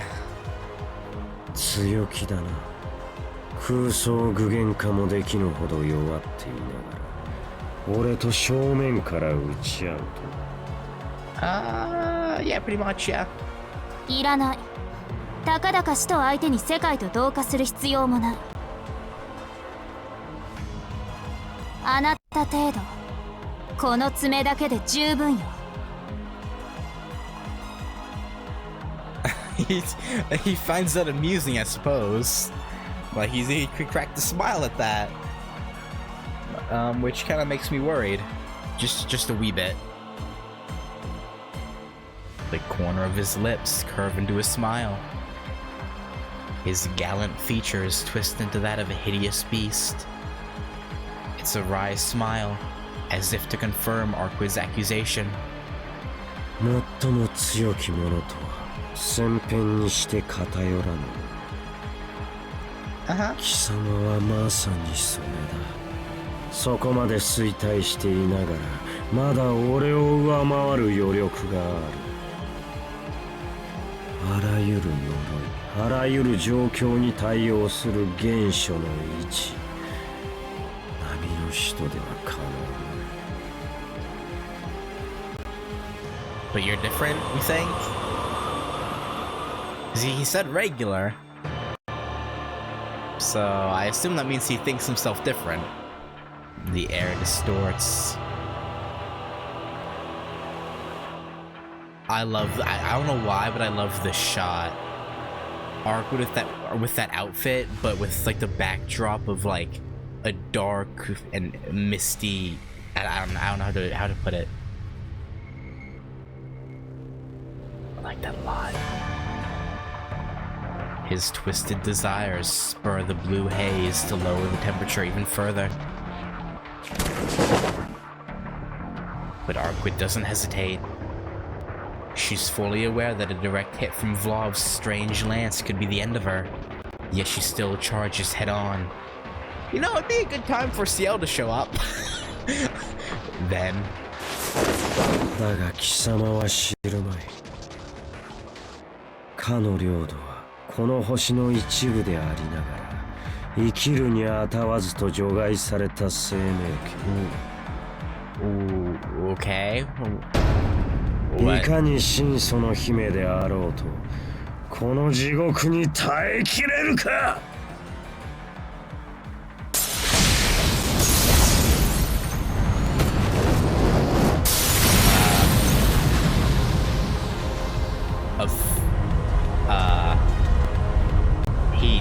He froze everything around him.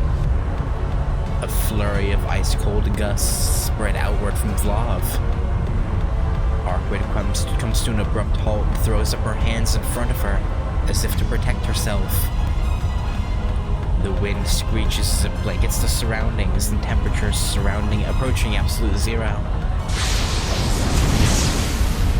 And then...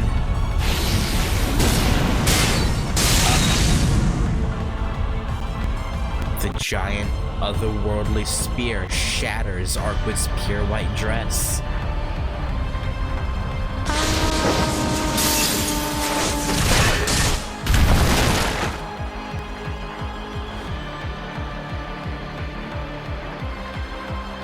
Oh. Okay.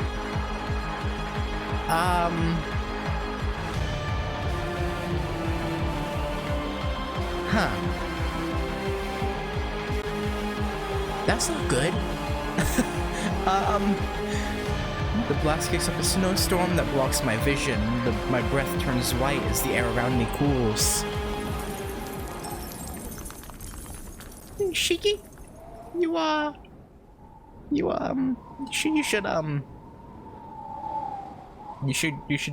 should go. You should do something. The blizzard clears, revealing Arkwid crumpled on the rubble a few dozen meters from Vlov. Nothing remains of her fireproof dress. She's gone back to her original form.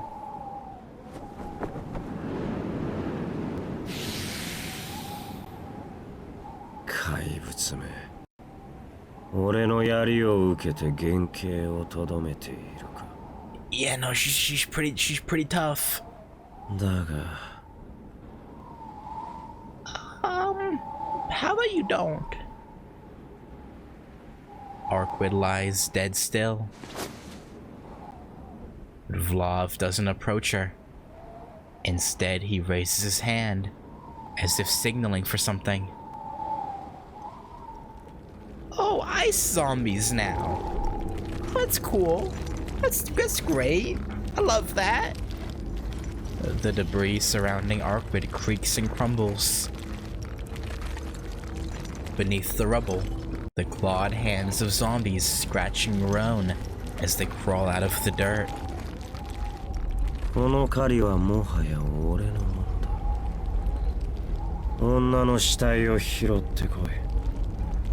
Why? You don't want to get close yourself, huh? その順応性、あらゆる苦しみを上回る万能の血をこの手に。Shiki, we should really do something. At Vlov's command, the zombies head to where Arkwid lies motionless. It's over. Our plan failed. There won't be another chance to chain up Vlov. Arkwid is gone, and the city is wrapped in the grim cold. Everyone is as good as dead. What I see before me now are the final moments before the world as I know it ends.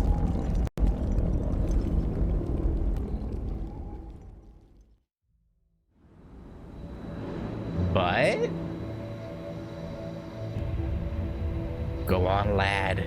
Do it. Kill him. The cold feels like razor blades on my skin.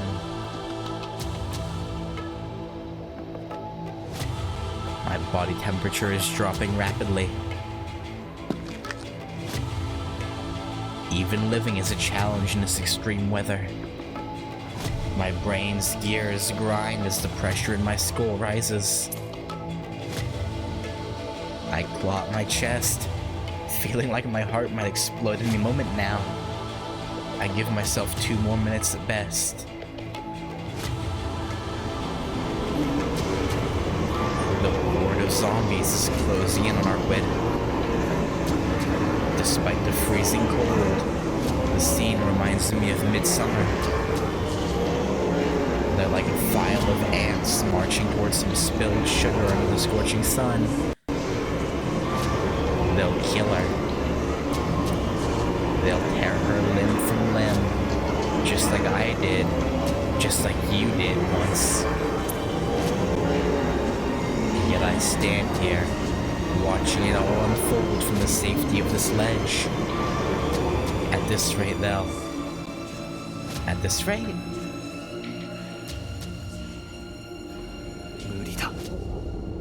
Yeah, Shiki, you go. That thing is a natural disaster in the guise of a human. We never should have gone after him. It was the height of arrogance to think we could defeat him. What was I thinking? That we could stop him from killing more people? That we could solve this without any more casualties? I mean, yeah, ideally. What a joke. We never should have confronted him. If we had just let the whole disaster blow over like a typhoon, at least he might have stopped it burning the city to the ground. Yes, you can! They couldn't do anything. You choose to do nothing. They had nothing to fight back with. You have a weapon. Pressure builds against my skull. Thoughts turn to disarray as common sense wrestles with delusion. My consciousness turns to flee, and make no move to stop it. There's nothing I can do. No way I can fight him. But I've done enough. Anymore is insane. But I should run while I can. Just turn away like a normal person. But she'll die. You can't let her die, can you, Shiki? I stare up at the sky. Tall, frozen buildings invade my view. The people inside must have died in an instant. No chance to even manage a scream. Unlike what happened at the hotel, the pleading screams of the people there still haunt me even now.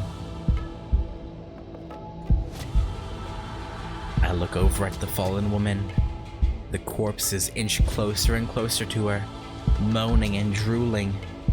Even now, the river of ice continues to expand, all while the vampire watches over his dominion of death with absolute indifference.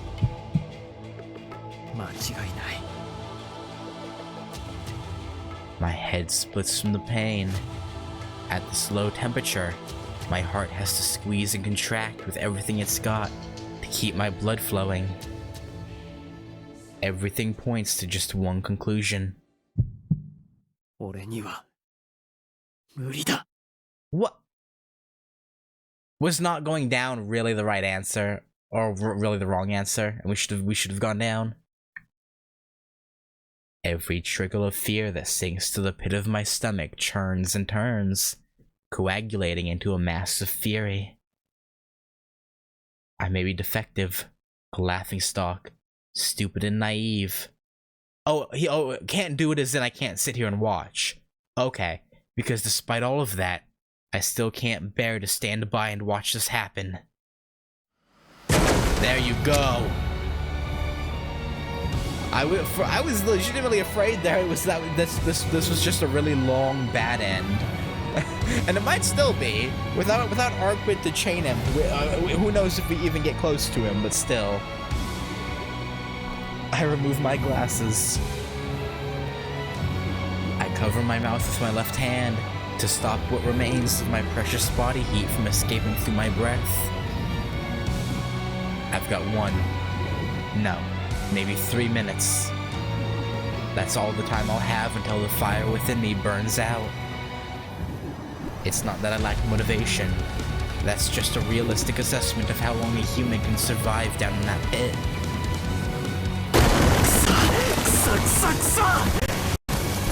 Yeah, yeah, this is a shitty situation. Doing what you gotta do. I scold myself as I slide down the slope. This is crazy. I'm crazy. This is also crazy. Run away if you want to live? No, it's the opposite. If I really want to live, I need to go in. This monster cannot be allowed to exist. This monster cannot be allowed to roam free. If I run away, I'll die. If I run away, the entire city will perish with me. So it's clear what I have to do now. If I want to live, I need to kill. If I'm going to survive, I need to charge. I have to kill him right here and right now, as fast as I can. My patience for this creature has already run thin. It dares to kill, steal, and live on without remorse or repercussion. I cannot allow it to live, not as a human, not as a fellow living creature. As long as this thing lives, it will be my prey. I will tear out its life force by the root. I run towards Arquid. The zombies are about to press their teeth into her tender flesh. I remember the question she asked me earlier. Can I actually bring myself to kill? Whether they're truly human or not, can I kill something that looks so human? It doesn't matter now. My head simply aches. I've never gone without my glasses for this long. I've never been this objective in my thinking. In my frenzied state, I make a quick note of where each death line is on their bodies. Then, I commit to memory each of my undead targets. Hands off her, you eyesores. The dead shouldn't dare to prey on the living. Besides, she's my prey. Mine alone. I cut through lines on 3 of the zombies like they were butter. Each neatly splits into 3 pieces and drops to the ground dead. It was almost too easy. With their attention focused on Arquid, they were completely defenseless. 起きろ！いつまで寝てやがる！ I make no attempt to touch her. I just call out to her as I kill the 4th.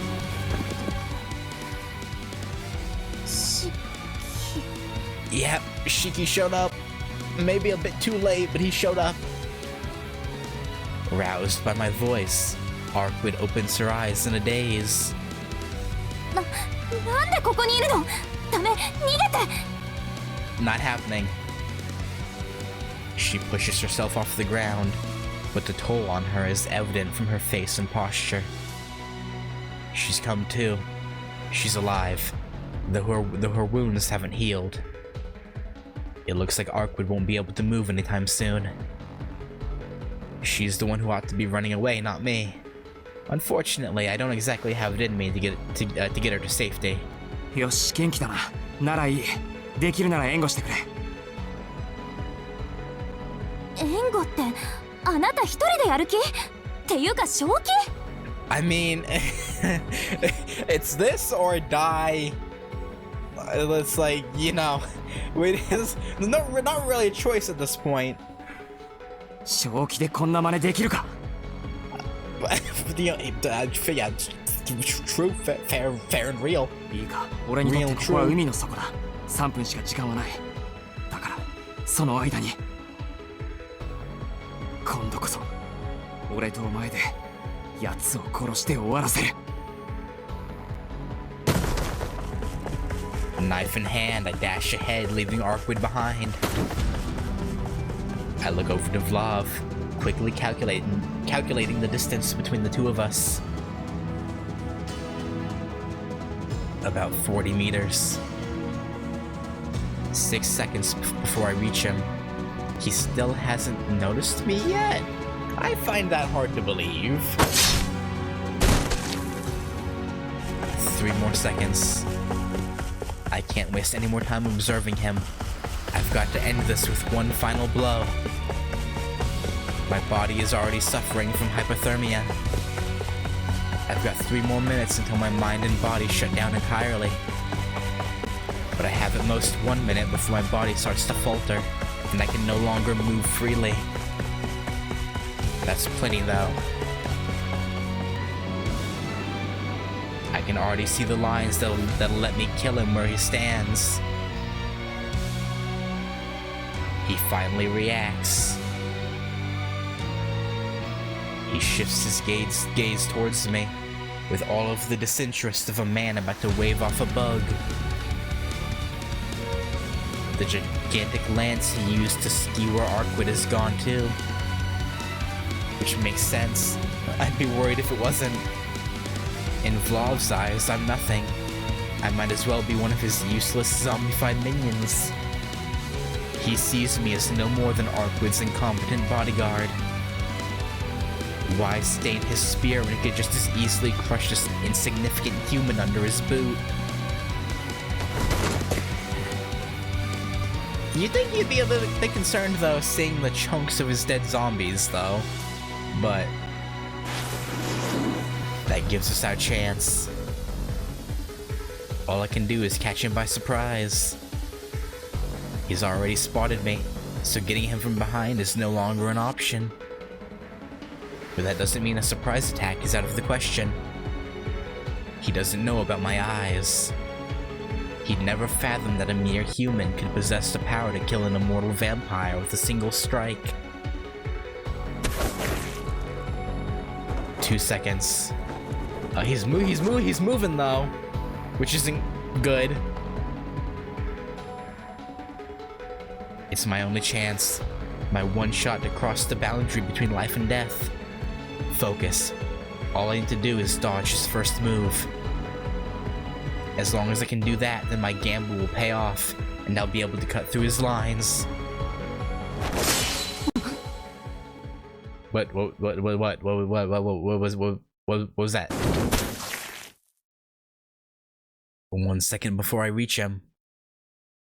Just as I'm about to get within slashing distance, we both jump back from one another at the same time. We never even got within each other's reach. 2 factors brought us here. First, I made a misstep. The cold air concentrated around him prevents me from getting near. The closer I get, the duller my body and mind become. At the speed I was going, I'd have lost consciousness as soon as I was within 2 meters of him. One more step and it would have been over for me. I've lost the element of surprise. It just isn't possible to sneak up on Vlov and kill him. But I can live with that. Failing the ambush was something I'd accounted for. There's one other problem though. A problem far more deadly. That bastard. My rage throbs behind my temples, mixing with the headache from going without glasses for so long. I still can't believe it. He somehow managed to read me. Okay. He must have some kind of intuition. A primal instinct to survive that would put any wild animal to shame. He should have had no reason to fear me, yet he somehow sensed that I have some method of killing him. In that perilous instant, he recognized me as a threat, leaping away without another moment's thought.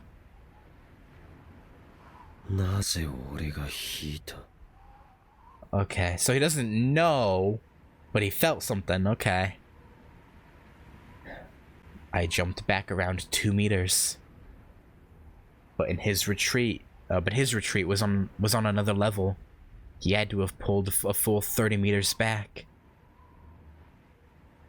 I suppose 30 meters must be the minimum safe distance for a vampire. It's almost hilarious just how different a scale we operate on. Oh, just a human. Don't worry about it. Just a plain old human. He took the words right out of my mouth. And my luck has quickly gone down the drain. He'll never let me close this gap between us again. I've recognized that I won't be able to take him down, whereas he's figured out that I possess a way to kill him. From here on out, it'll be...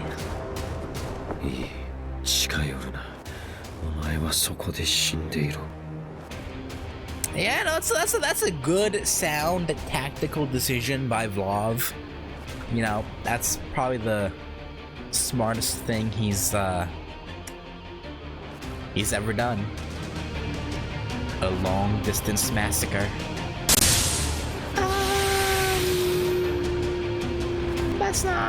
That's no bueno.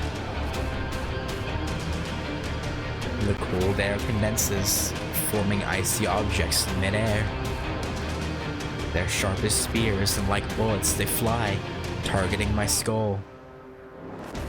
Do I dodge, or do I try to take them?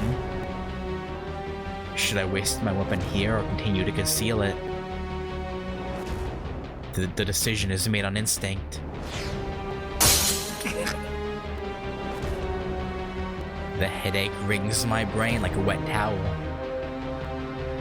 My eyes hone in on the instrument of death, like the focus being adjusted on a camera.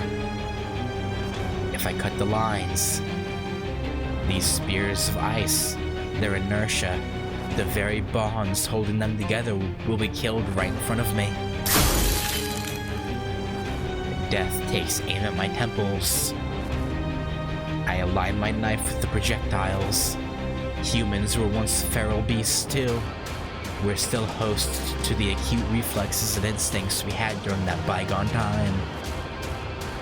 As long as I'm free to move my body as I wish, these icicles are no deadlier than a pea shooter. However, I've used up my only shot at a surprise attack. His eyes tell me everything I need to know. He saw what I did just now. He doesn't have to understand how I did it, but I'll never get close enough to do it to him.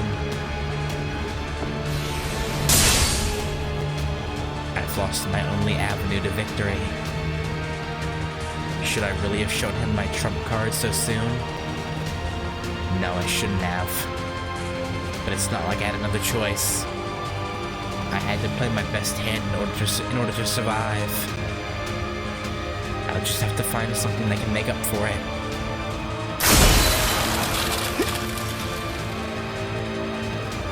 I limit myself to only the most necessary movements.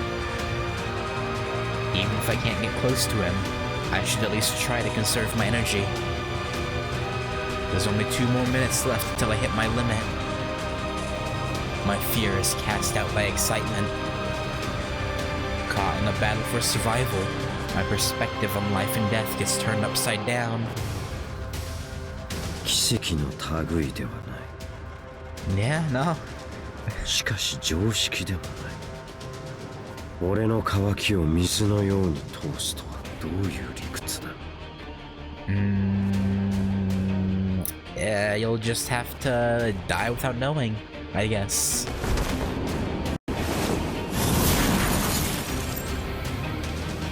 There's a brief lull in the onslaught of icicles. He hones the wave of cold air into singular points, creating a maelstrom of ice.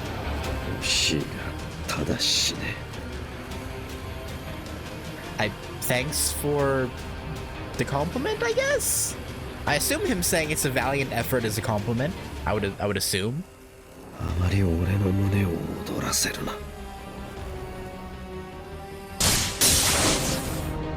The frozen javelins are launched in my direction as if from a trap thrower. I slice through each of his icy bullets. With Arquid behind me, I've got no other choice but to cut down every projectile he throws our way. It takes about 1.5 seconds for his frozen spears to close the distance between us.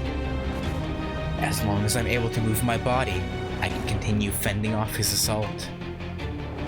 But in the meantime, I need to come up with a plan. Vlov hasn't moved an inch. Oh my god, I like how they did that. They're showing his SHIKI's reflection in the falling ice shard. That's dope. Why? There's no reason for him to hold back now that he recognizes I'm a threat. Which leaves me with a hypothesis. He's frozen in place, not because he thinks he can finish me off from afar, but because he can't move when he's in that state. Arquid has cornered him already, leaving him without blood to fuel him. This freezing aura that surrounds him is more like the final defense mechanism of a monster on the verge of death. It's a wild theory, but it's one that fits the present situation. Trapped and unable to move, Vlov desperately throws accursed icicles every which way in order to cling to life. In the end, it doesn't matter if he runs hot or cold. All creatures ultimately perish when in his proximity. If I were within 10 meters of him, I would freeze to death in 2 seconds. I'm going to collapse in no time. I'll meet my end like a lost traveler on a snowy mountain, doomed to drift off to sleep and never wake again. When a human's body temperature exceeds 43 degrees or drops below 34, brain cells start to shut down. But I can't lose myself in the details. I have to look at the broader picture. I cannot let my thoughts distract me. My duty is to slice my knife through whatever comes my way the second I see it. I do have to revise some of my earlier assumptions. Yes, the cold he emanates spreads out in all directions. But after a closer look, I'm not certain the density is uniform all the way around. The ground seems coldest. That must mean there are temperature disparities in the air around him. If he has a weak point, that's where I'll find it. His blizzard may act as an all-encompassing barrier, but that doesn't make it impenetrable from every angle. 死の淵で主を守るか。勇ましいが限界だ。Okay, hang on. First of all, Arquid is not our master. Thank you very much, okay? Second of all, where'd you get that spear? It's really nice. I like it. Vlov draws the lance he used against Arquid from the shadows once more. As he does, a large tree of ice crystallizes in the air behind him, its branches extending in all directions.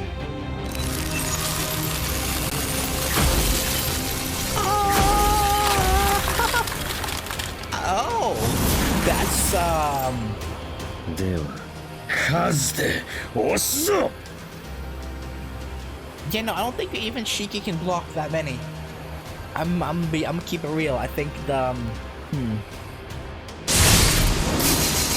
I don't have faith. His attack interrupts my analysis. I focus again on intercepting his projectiles. There's no way I can kill all of the icicles this time. I'll have to take a hit. No, I can't let that happen. It's too soon to give up. I can't afford to take the slightest graze. Bleeding here will be death. The unforgiving cold would strip me of life before the minute was out. So I have no option but to kill. One way or another I must. I reboot my consciousness and see the lines. Only the lines. One by one I take note of my prey. 26 in all. I devised my plan, plot where to move, where to slice and kill, and where to dodge. At the center of it all, I see it.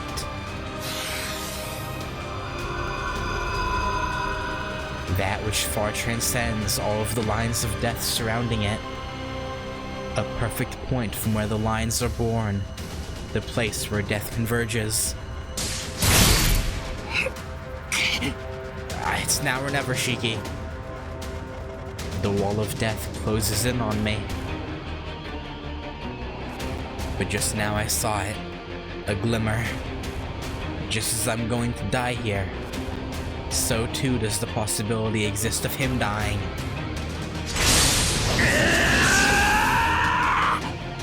Yeah, get him. But I've already reached my limits. No, you haven't. Tono Shiki is out of ways to ensure his survival. No, he's not. The icicles rip through the flesh of my left thigh and the right side of my abdomen. Precious heat is robbed from my extremities. My ligaments scream as each sudden stop chews away more muscle fibers. The cells within are instantly destroyed by the ultra-cold temperature. My fingers grow numb. I can barely move my limbs. But you're still going. This is it. The chance at victory slipping out of sight. Whether he finishes me off or not, I'll be dead within a minute. If Vlov or Arkwid or anyone else were watching me now, they'd think the same, I'm sure of it. But no one believes it more than me. So then why? Why are you smiling? It must be some primal animal instinct. Why is it that you're smiling during all this? Adrenaline high? I don't know, just a guess? Adrenaline does some crazy things.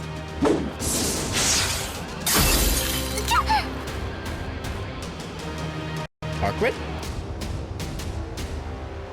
An icicle strikes Arkwid in the face. Fuck. I forgot to account for Arkwid's position behind me. Well, she can take an icicle or two.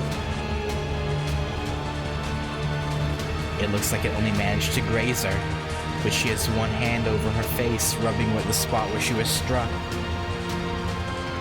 What kind of person takes a hit like that to the face and comes out with barely a scratch? A true ancestor? The strongest of the true ancestors? Did that finally get you to get off your ass and move? I'm reminded once more of just what a monster Arkwid is. She buries one hand into the earth, into the ground, and pulls out a massive slab of earth as easily as someone might dig through sand with a shovel.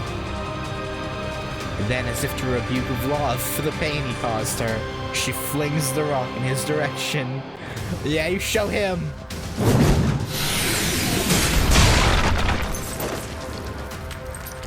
But he demolishes it just as easily with his lance. But it gives us an opening, right? There's still not a scratch on him. It makes sense that he wouldn't be killed by rudimentary weapons. And yet, after seeing Arkwid's counterattack, it's like the final piece of the puzzle has fallen into place. Finally, I've got something I can work with. I can kill him with one blow, but to do that I'll have to strike him before my body shuts down from the cold. How though? Wait, is he gonna have her throw him? That's my bet. She's gonna throw him. Yes. My legs won't carry me the distance they need to in a span of 2 seconds. I need something faster. To maximize my chances, I'd better approach him from an angle where the cold is the thinnest, but I can't use my legs to do that. I've got no other options. At this rate, I'll die anyway. It's no longer a question of if I can do it, but how. Brace yourself. There's only one way to get close enough, and that's by throwing. Throwing. Yes. Yes. Like, what the hell? Pulling? What, huh? No, fucking throw my ass. Throwing. Or more accurately, turning me into a human cannonball. The vampire may be on guard now, but I still remain an all-too deadly weapon to him.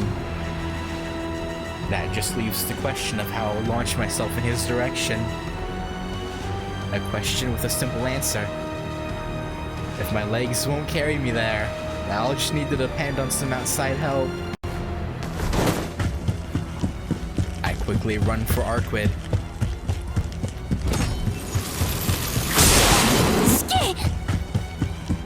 Fuck it. Doesn't matter. Okay, she destroyed those. Got it. I hear the sharp noise of ice shattering behind me.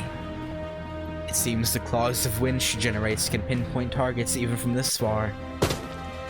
もうなんでこっちに来たの？標的が一つになっちゃうじゃない。 I got a plan! Grouping up together like this makes us easy game for Vlov. I'm well aware of this fact. 分かってる。でもこれしかない。今、瓦礫をぶん投げただろ。Yeah? それ、俺にもやってくれ。はあ？ You hurt the man! Do it! To be precise, I want her to throw me with that. That chunk of rock she threw earlier must have been nearly 3 meters across. If she could do the same with me on it, then that would be way faster than I could run. 言いたいことは大体分かったけど。 Oh, okay, then do it! Get some ground! それ途中で振り落とされない？ We'll figure it out! 普通ならな。でも縛るものならいくらでも出せるだろ、お前。そりゃ出せるけど。Do it! Listen to the man! Though Arkwid hesitates, this is our only option. I'll have her tie me to a piece of rubble big enough to hide behind and throw me towards Vlov. Of course, he'll strike me down whatever's thrown his way. Or he'll strike down whatever's thrown his way. Which is why Arkwid will hurl 3 boulders. The first one will fly straight for Vlov. The next will deliberately miss Vlov and aim for his rear. And the last one will target Vlov once more. Naturally, I'll be hiding behind the second, the one that'll skirt around him. Then, just before it hits the ground, I'll cut through the lines on its surface and appear behind Vlov in under 2 seconds flat. 本当にそれでいいの？ Yeah, I'm sure! Fucking do it! タイミング逃したら衝突したよ。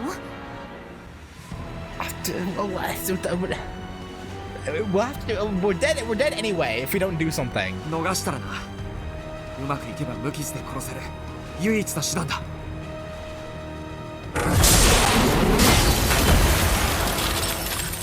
The icicles only grow in number and ferocity. We don't have any more time to waste. 分かった。グローブを狙いながら四季の乗った瓦礫だけ外すのね。Yep. ああ、あいつの横を通り過ぎるくらいでいい。I get behind Arkwid. There I find a nice large piece of debris to hide behind. I press my hands and feet against the rock as if I were doing a push-up.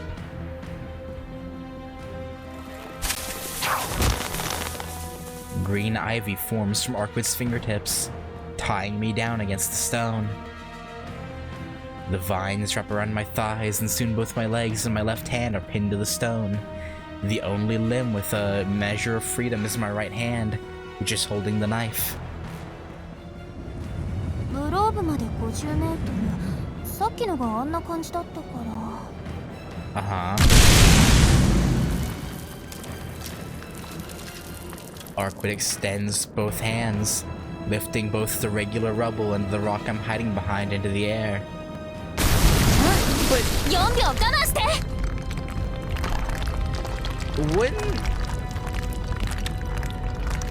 wouldn't he see us going behind the debris and then her lifting it? Like, I feel like there's a very obvious flaw with this plan.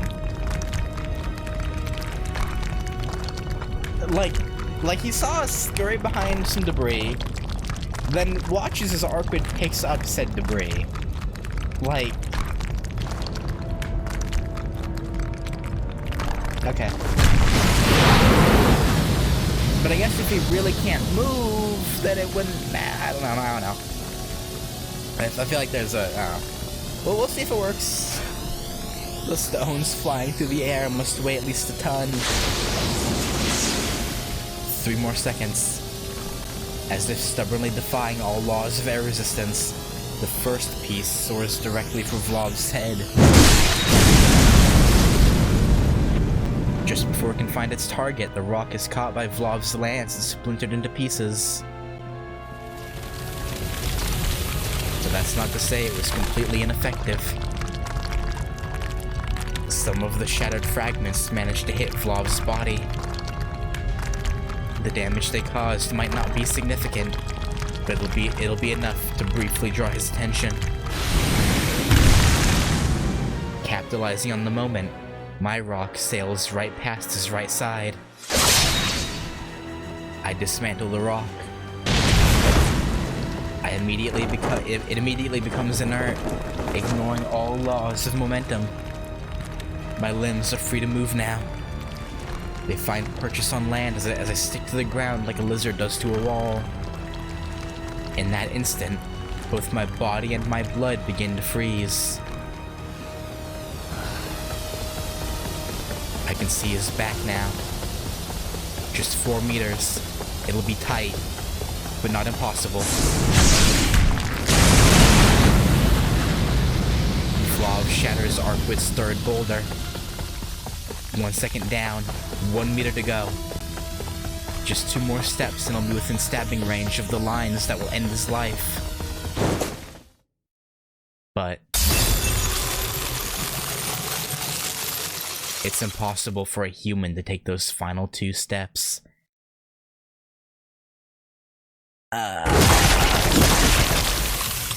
Oh.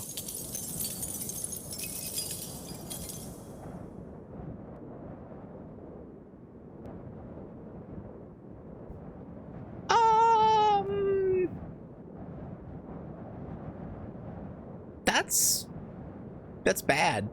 That's very not good. I can't scream. Nor can I feel any pain. I'm frozen from head to toe. Did he realize I was coming?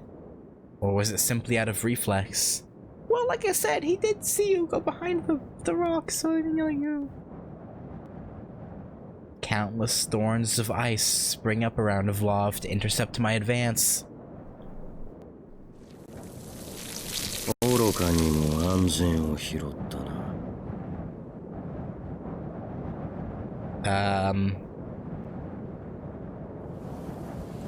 He sounds disappointed. What do you mean safer option? I guess he means me waiting up top for a while before not coming down here immediately? Or safe? Right, okay. I was too concerned over finding a way to stay alive. Arquid was worried about my safety, and because of that, she threw my rock just a little bit slower than the other 2. I'm such an idiot. I really fucked up. You can't even call it a surprise attack when it's so transparent.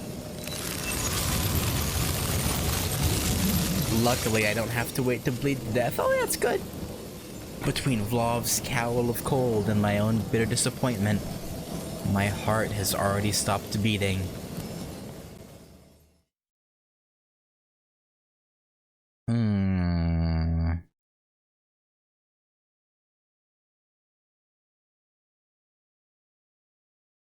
Okay. I guess we'll 5? What happened to 3 and 4? I'm guessing one of them was us going down.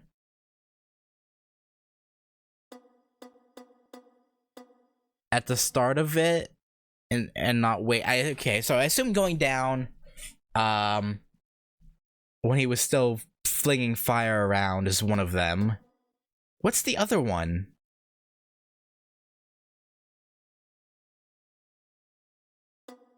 Okay, yeah, give me a hint.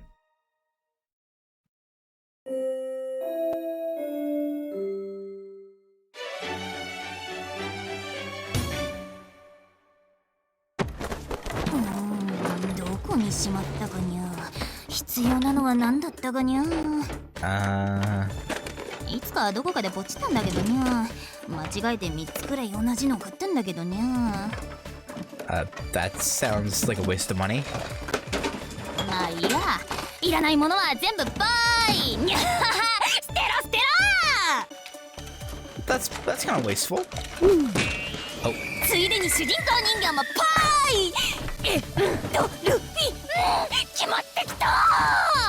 That's fucked up. 待って待って、それを捨てるなんてとんでもない。え？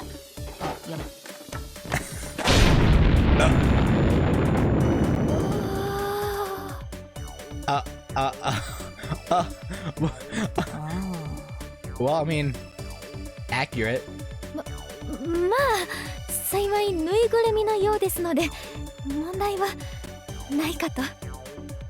Yeah, sure. そうがにゃ、何やら運命を感じさせるシンクロニシティ。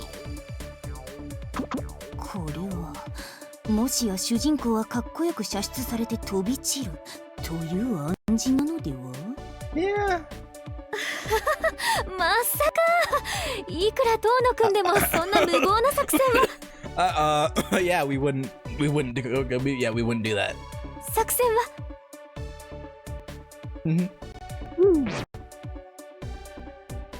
立ててますね。大胆というか、命知らずというか。I'm guessing the other one is us choosing the other wrong choice there. Because there was 3 choices, right? So I guess there's 2 that can get you dead ends.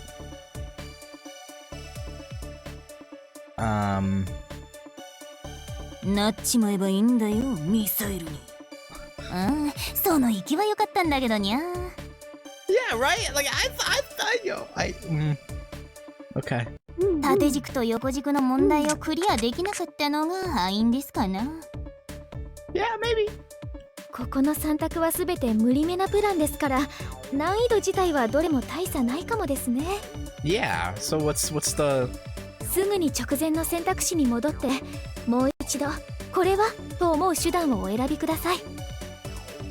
Okay. ブローブ戦もいよいよクライマックス。戦いは常に頭上を取るものですよ、遠野くん。Get the high ground. So we're supposed to fly?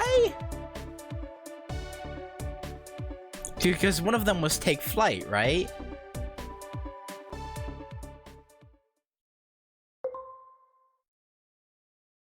So I guess that's what we have to do. Oh, what? No.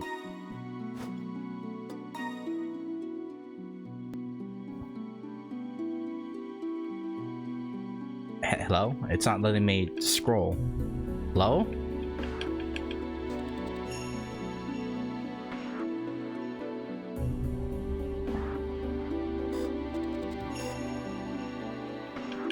It doesn't let me go low. Excuse me?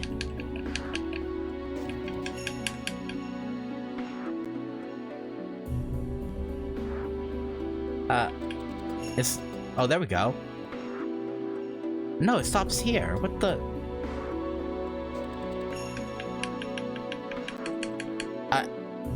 But...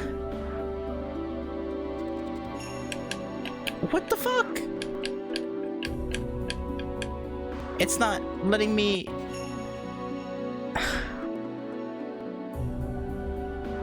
Okay, I'm gonna take a break and then I'll...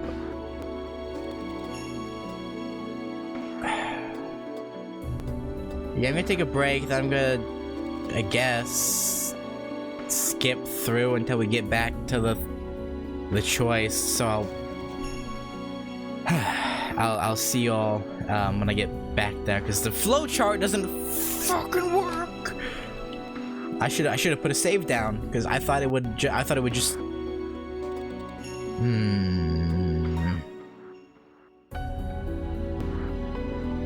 That's annoying.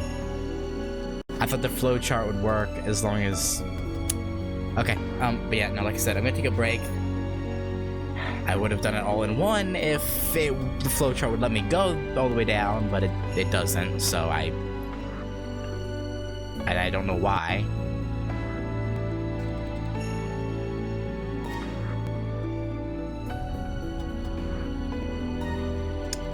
That's frustrating. But yeah, so yeah, for y'all, it's gonna be all in the same part, but for me, I'll be back in a bit. Okay, I'm back to the choice. I figure, since I'm here anyway, I'm gonna save. Okay.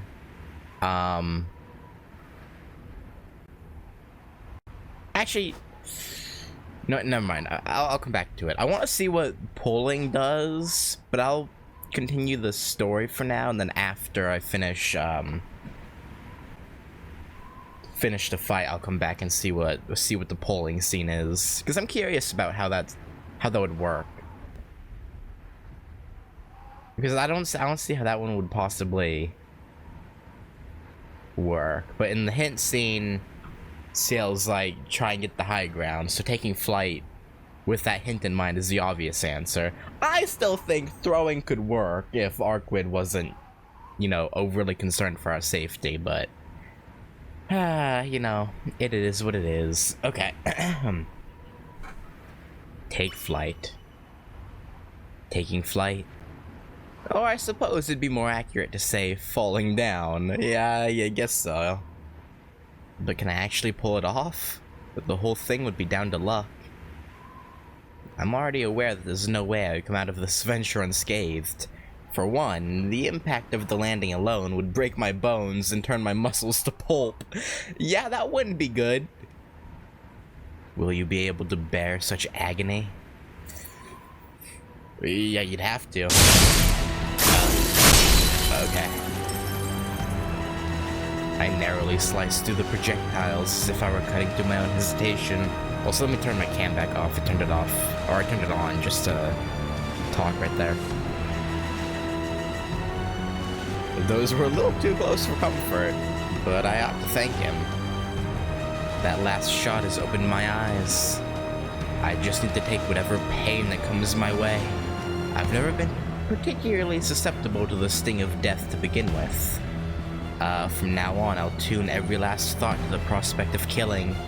I have no doubt that Vlov is already doing the same. I turn around and run toward Arkwid. Okay, so I guess she'll launch Shiki into the air then? Though doing so depletes me of my last reserves of energy.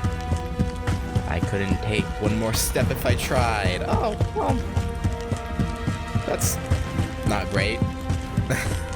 My enemy is 50 meters away from me. That's fine. Is it? Is it really? Horizontal distance doesn't matter here.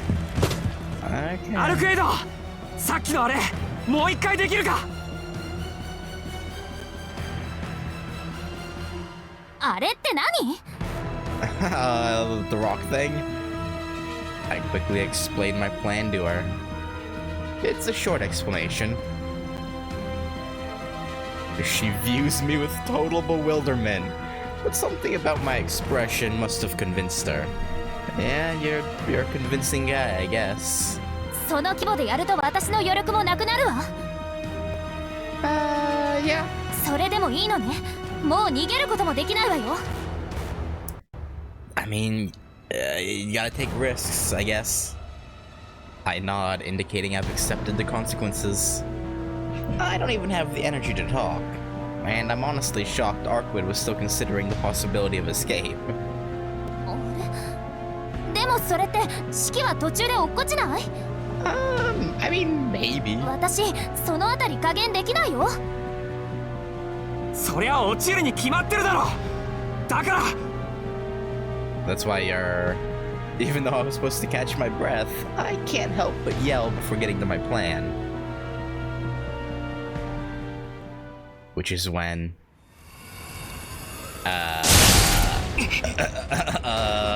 yeah, you kind of forgot about that, huh? There's no time to explain.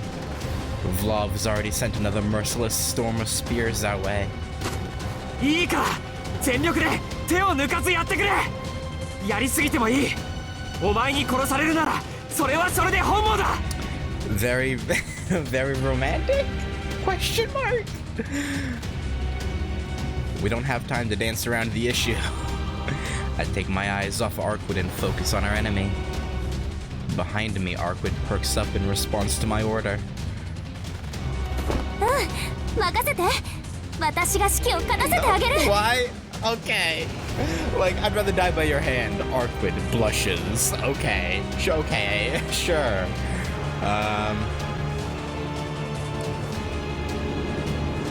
Oh yeah, we're not looking too good, huh?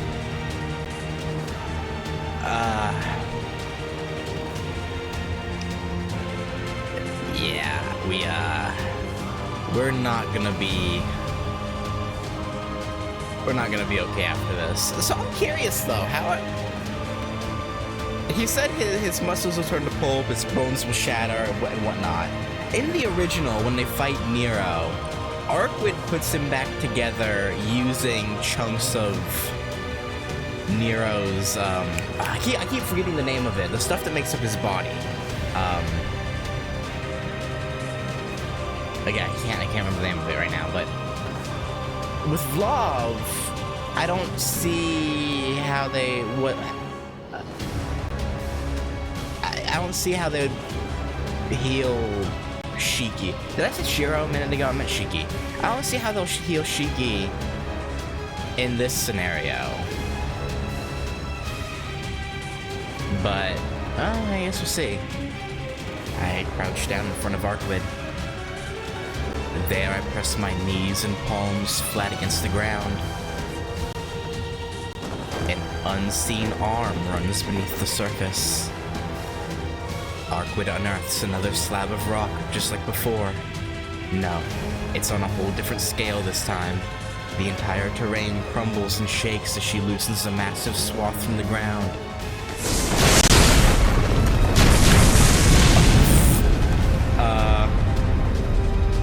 It's an explosion of soil, a veritable upheaval of the ground. The terrain splinters into countless pieces. If Vlov's cold is a blizzard, then Arkwood's made a tsunami of earth. Even Vlov's deathly icicles are but droplets splashing against the tidal wave. Soon, the 50-meter-high wall of earth will crash into him with the full force of 7,000 tons.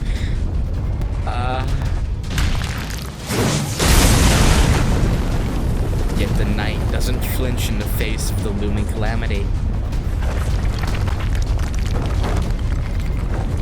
He pierces through the wave of gravel with a thrust of his steel lance.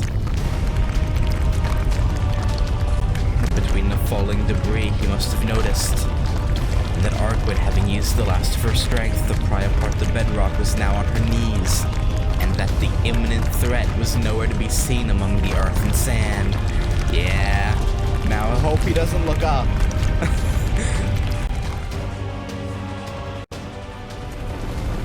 Staring down the towering wave, his instincts... Oh, it's his POV now, okay. His instincts returned to him. To be precise, they had returned 2 minutes prior, when a lone human forced him into retreat. That which he had thought was forever lost to the cold was rekindled, and he found himself gaining a semblance of his sanity. This human has the means to kill me. I know not how, only that he does. A lingering instinct of a man once whole. The intuition of a warrior honed and tempered during the Dark Ages suddenly broke free of the curse plaguing his body. Damn, Shiki inspires that much terror? The deep-seated pride of a knight built up over a mere 2 decades had won over the madness of a millennium. He understands all too well that this is nothing short of a miracle. But such things are fleeting. This delusion of the mind will end once he kills the human. It will regress to being a dream of the dead, never to see the light of day again.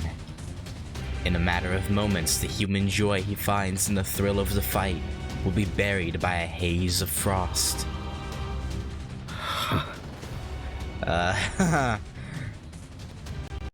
But that's why he intends to relish the development. He understands the enemy's intention. He'll mask his approach using the debris as cover. He's seen the human's weapon. He knows he can cut through things. Surely the human will use this wall of dirt as a door, burst through it, and encroach on his territory. You sure about that? He readies his lance. The wall of dirt towers before him. Under normal circumstances, he would shatter the wall and his concealed foe with it.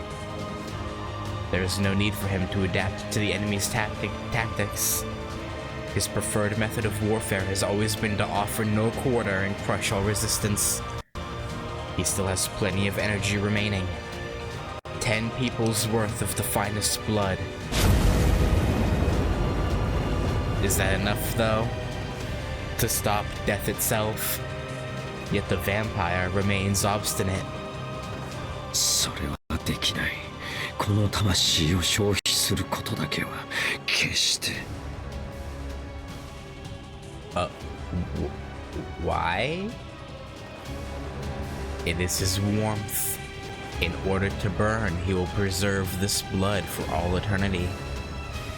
He does not mean to make light of the human. He has already realized that the foe he faces is an outlier. He is more than aware that if the human gets too close, it will be the end of him. Yet there are things even he is unwilling to relinquish.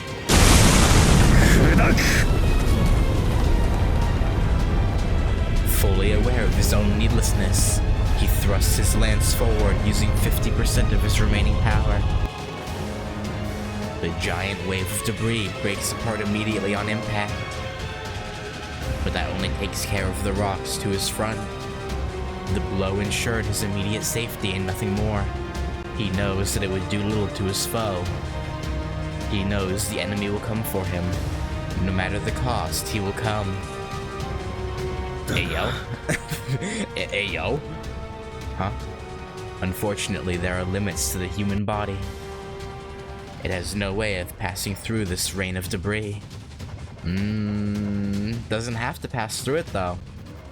Even with the true ancestor princess on his side, some things are impossible. When the earthen waves break and the downpour ends, so will the life of the human. As long as he can find the boy, an ambush is impossible. About that, he's not there. I wonder where he could be, Vlov. Vlov opens his eyes. They're equipped to peer leagues into the distance. But he finds nothing. Not even a glimpse of a shadow creeping away. Could he have actually managed to kill him with that mighty blow? No. This foe would never die to something so simple. He chastises himself for thinking so highly of the enemy. Yet a deathly cold chill runs down his spine. For a single second, he allowed his mind to drift from his foe. He knows that the enemy will come. Yet if he is nowhere to be found, then the knight's premise must have been faulty from the start. Michiko! Oh, he's looking up! The vampire looks up at the sky. There, he finds his enemy illuminated under the moonlight.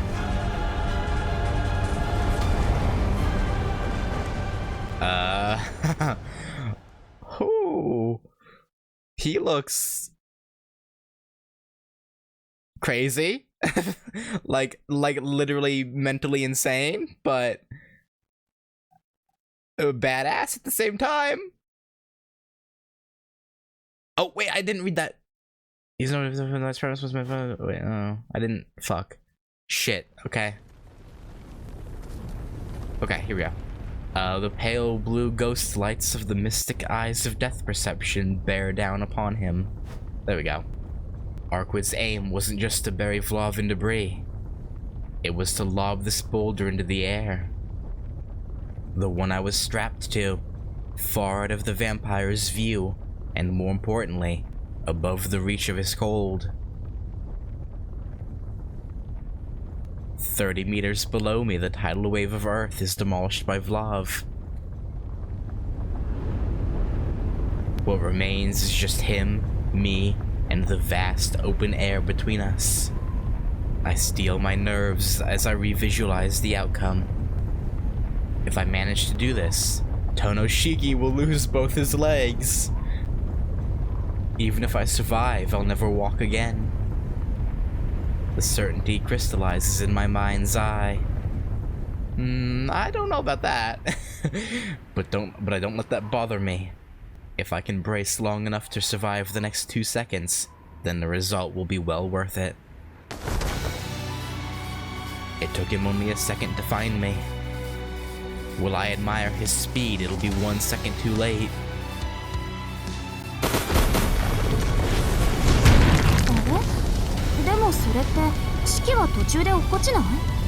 Yeah. 私、そのあたり加減できないよ。そりゃ落ちるに決まってるだろ。だから。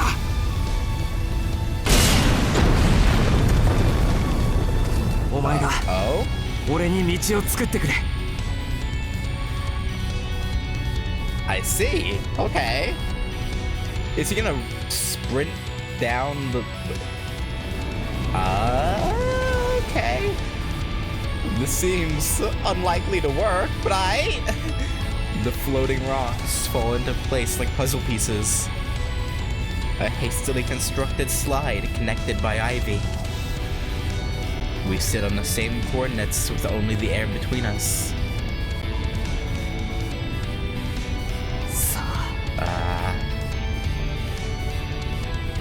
I calculate my chances of survival. Before I get started, I confirm my target. My route is plotted. A one-way path, 30 meters in 2 seconds.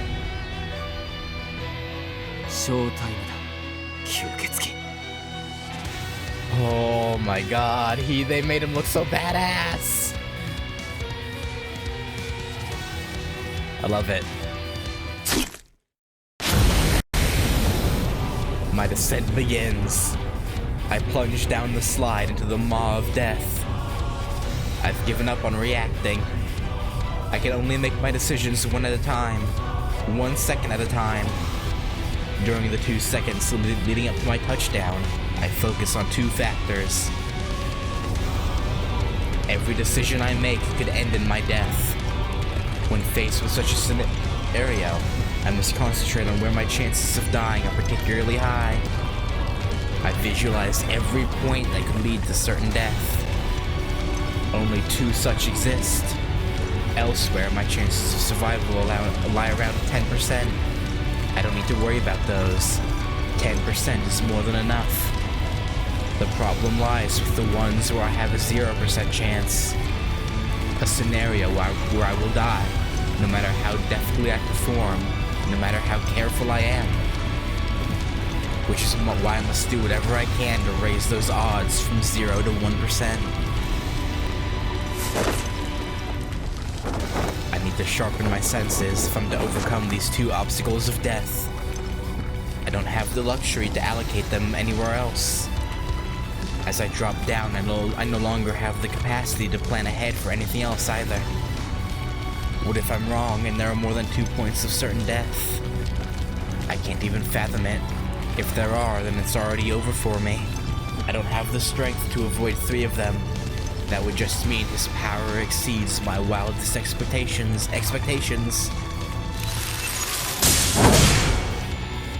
Icicles appear in the air behind him and shoot forth at me, as if to smother their prey. They close in like the jaws of a beast. It's terrifying, but I'm beyond caring now. That fear amounts to nothing more than a base animal instinct. I had seen this coming from a mile away. It's the thing I feared would kill me. 10 meters. I've passed through the first obstacle. Every last one of my nerves is on fire. My muscles are tuned to perfection. I rapidly twist and turn my torso. Even though it should have been impossible for me to change the trajectory of my descent, I managed to somehow do it after calculating the angle of his weapon. The metallic object narrowly skims the air beside me. My 0% gamble pays off, and I manage to avert certain death. Only 1 second before I land. It's my victory. He's out of moves. I wouldn't be that confident. Both obstacles are determined in the span of a second each. Now I have to kill him before my insides are pulverized by the impact of the fall. I don't care what'll happen to me afterwards. In this moment, all of my focus is on piercing his line. Oh, yeah, those.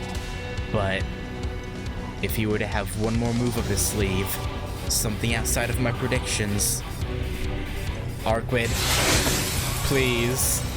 No, there's no time to think, no time to avoid it. Even if I could change my trajectory at this juncture, I wouldn't waste my time on it. The time for thinking is over. If I'm going to die, that was decided the second I started my descent. This is fine. If my brain is to be skewered by ice here, I doubt I'd even register it. Oh? That was CL's black key! The second obstacle. CL came in clutch at the very end! The negative 100-degree temperature that defies the laws of nature and stops the human body in its tracks. My impulse to brace for a landing, and even my concerns for the sanctity of life, are left behind in the skies above. You get him, Shiki. Kill that bastard. Kinetic energy courses from my thighs through my hips, from my hips up to my back, and from there into my right hand as I swing the knife down. Now that the motion's been set into action, there's no way of stopping it. I'm a killing machine fueled by inertia. All my brain needs to do is locate the lines. His machete? He's swinging something at us. At the center of it all, I see a light. A vortex of swirling atoms. The certainty of life's eventual end. A place of pure death that pulls everything inside like a black hole. My brain may have cast out all rational thought, but it still comprehends what it's seeing through sheer instinct. If the lines are what brings death to life, then this core brings death to the origin of its existence. The end of the universe where any creature, be they monster or immortal, can be killed with a simple stab. I can't say I care much for this sudden revelation. My entire body trembles with emotions that run much deeper. Having used his lance already, Vlov unsheaths his machete. Realizing my aim, the vampire readies for another counterattack. It's his final move in this game against an underhanded opponent like myself. This man is the real deal, a shining example of his kind. I don't know or care where that bar is set for vampires, but he's a killer through and through. I can't help but despise him. When he was sane, before he was a vampire, I'm sure he was a knight worthy of envy. Even if not a shadow of that man remains.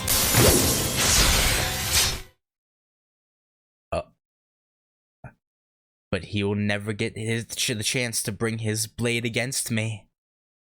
I turn, dodge, then twist. Oh. My eyes trace his core. It looks like we got even more ripped up on the way down, but we got him.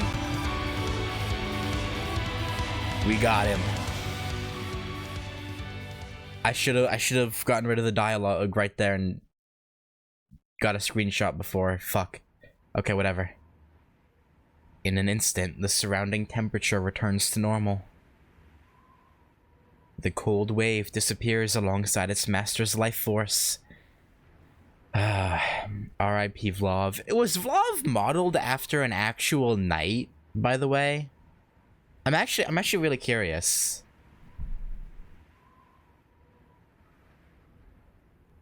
But the man still remains upright at the center of it all.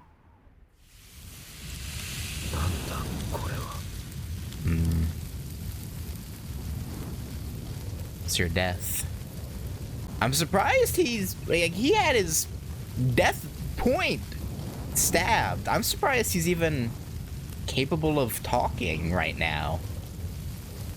You think because everything else just stops immediately whenever Shiki cuts it. So it's like, huh.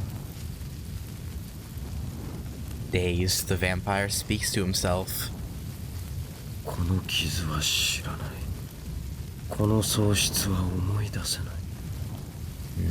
この言語化できない大気の肌触りはいつか失った何者かだ。Huh. I don't know what he's saying. Is he saying, like, he's feeling? Like it's, like, I don't even know the language he speaks. You know, they say that, but I'm pretty sure he's just, I don't know, well, okay. But his tone is gentle, like that of a poet extolling spring. 痛みも寒波も感じない。恐ろしいが懐かしい。これではまるで僕は死人になったようだ。I mean, you have.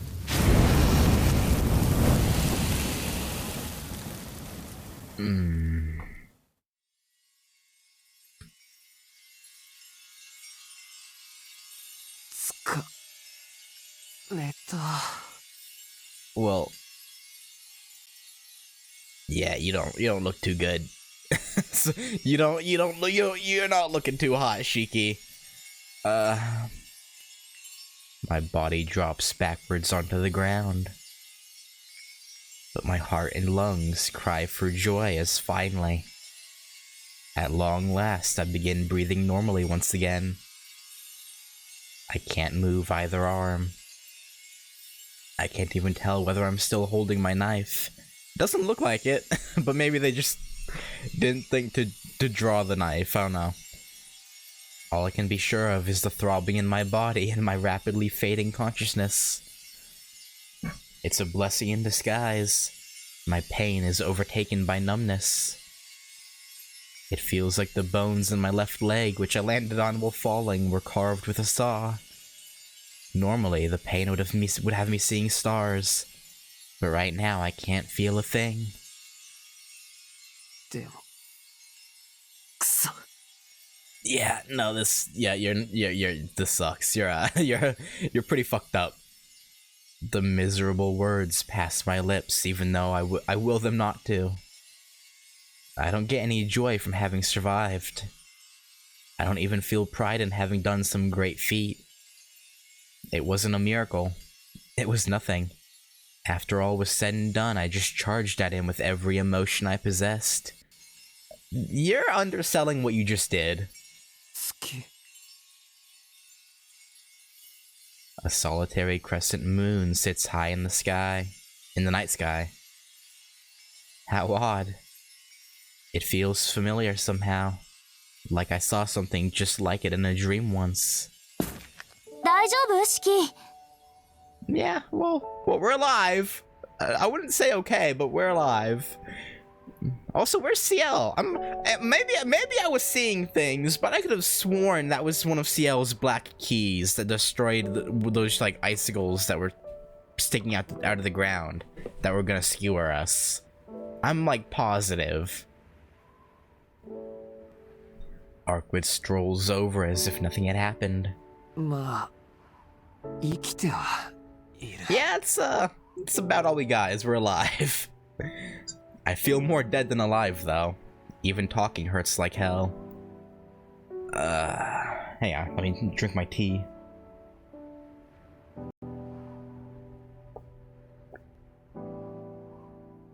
Cinnamon spice tea with a teaspoon of honey. But you're not going to hear me make petty complaints while I'm still alive, though. もう I think it's そんな fair. 謙遜しちゃって We're not being modest. That's all we can really give you is we're alive. Like we're kind of fucked up. 新参とはいえシキはその一人を殺したのよ I mean, he was probably the weakest of the ancestors, or at least one of the weakest. But still, he's still. You know, I mean, even if normal humans would struggle against even just the zombies, so. もっと胸を張ってもいいのに Yeah, you did a pretty intense thing, Shiki. Pretty crazy. Arkwid seems to be happy on my behalf. Even I know that killing Vlov was a significant accomplishment. And yet... it's not like I actually did anything. Yet, there's a lot of dead people. His ice has already decimated the city. The body count will likely eclipse the massacre at the hotel by hundreds, if not thousands. This is all my fault. I let it happen again. 死んでないよ Really? ブローブの呪いなら全部私が防いでおいたんだし You did? Well, except for the people who, you know, already died from the burning and the zombies and whatnot, but I guess, okay. Again, it's not quite right. No one died from the ice storm, the blizzard, but a bunch of people did die prior to that, though. どういうことだそれ You shouldn't. Something just tore open. You shouldn't be moving. I try to fling my body upright, but my left leg screams from the motion. I find myself still on the ground, wincing in pain. ほらほらちゃんと横になってないと We need to be doing more than just lying down. We need medical aid quickly. それより今の説明してくれ死んでないって本当に Yeah, apparently. ええブローブの原理が暴走した時できる範囲を対流膜でコーティングしておいたのシキがブローブを殺すのがあとちょっと遅かったらフォローできなかっただろうけど Okay, that's good. Arkwid casually admits to having done something insanely overpowered. So it only coated the buildings, I guess. My mind flashes back to the fight. Arkwid had paused abruptly just before she was hit by his lance.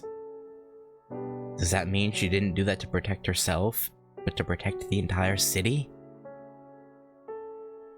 Come to think of it, it's kind of strange that I survived the initial blast of ice at all.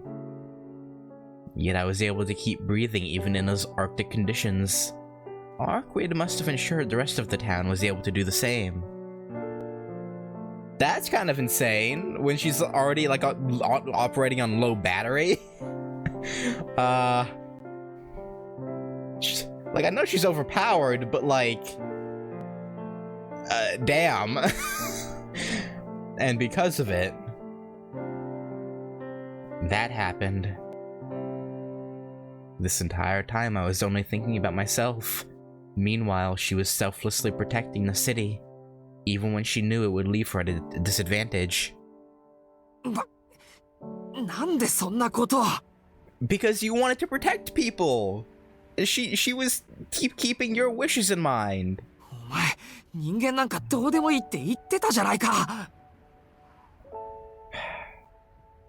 A strange wave of anger washes over me as I shout at the space case standing next to me. Arkwid raises her brow curiously. だってシキがそうしてほしいって言ったんだもん。 Yeah, right? Like, what are you? Why are you complaining, Shiki? I said something that idiotic? Seriously? When? Where? Don't tell me she did it because... なんか、お前は別。だって血を吸ったことないんだろ。ならいい。吸血鬼だろうとなんだろうと、俺たちに手を出さないでいてくれるなら、それでいいんだ。But even if she didn't protect them, she wasn't the one hurting them. So like... Arkwid, you know, I appreciate you. This is a weird reason, but I appreciate you. I can't believe it. As long as you don't lay a hand on humans. She followed that? Even though she might have lost her life in the process if anything had gone wrong? But again, it wouldn't have been her laying a hand on the humans. Yeah, she didn't protect them. Like, hypothetically. Yeah, but, okay, well. Yeah, whatever. I don't know why I'm complaining now. It works out. So, I laugh at the bizarre reality of it all. If anything, I'm more dumbfounded than ever. But more than that, I am incredibly, incredibly grateful. I close my eyes. If what she says is true, then I suppose it's fine for me to rest now. No, Shiki, don't go to sleep. Do not do that. My chest, which had been filled with nothing but regret, is now overcome with relief. Arkwid, keep him awake. Hello? My consciousness starts to fade away. Hello? I forget all about the pain in my leg as I slip into a deep, dreamless slumber. At least I try to. But Arkwid hits me over the head with a loud thwack, forcefully pulling my awareness back to the land of the living. 何のつもりだ。ダメ。そんな傷で眠っちゃったら起きてから余計苦しいでしょ。眠るのは傷を塞いでから。その方が効率的よ。Yeah, you're right. She's right about that. But who was the one who told her that in the first place? You. アルクエイド、本気で忠告していいか。何？あのな、あんまり無茶言うな、このバカ女。Yeah. This is the end. With that, I've burned through my very last reserves of strength. No, she's not gonna let you die. Come on. My consciousness is already in a distant place. I can hear Arkwid making some big fuss at the back of my mind, but I no longer have the energy to open my eyes. ちょっとシキ、本当に眠っちゃうの？ Arkwid, I think he's kind of planning on doing more than sleep. Yeah, because I'm tired. Tired enough to drop dead right on this spot. I'll wake up again tomorrow, I promise. 本当に本当？それきっと痛いよ。治さなくていいの？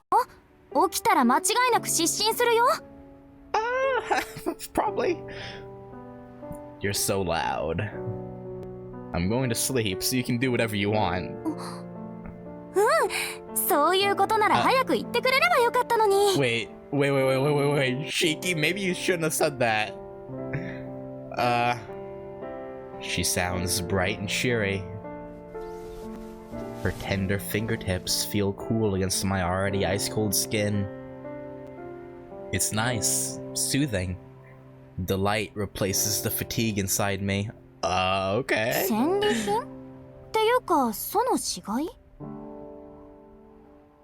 Okay, so she is, I guess, using something of Vlov to repair us. But, okay.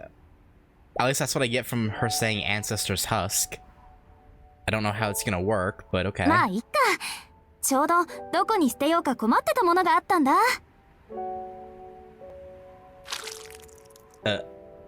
What was that squelching noise? 何今の感触？なんか塗ったのか今？ Vampire goop, I guess. うわ、いた痛覚戻ってきてる。めっちゃ痛い。いや、かゆい。つか怖い。お前一体。Just as I'm about to lay into her, I'm suddenly hit with a tremendous sense of emptiness. Perhaps my shouting burned through my last supply of fuel. Maybe. This time I know I'll fall into an uncontestable slumber. 大丈夫。悪いものじゃないわ。そげた肉の分だけならこれで塞がるわ。I would say vampire goop is pretty bad, but...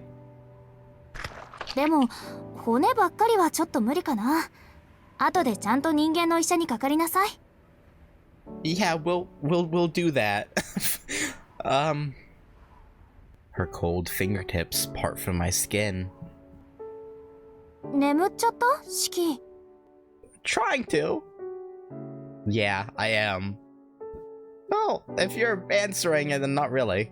It's been a while since I've slept so soundly, without a whiff of fear. しょうがないな。シキの家って坂の上の屋敷でしょ？ How do you know that?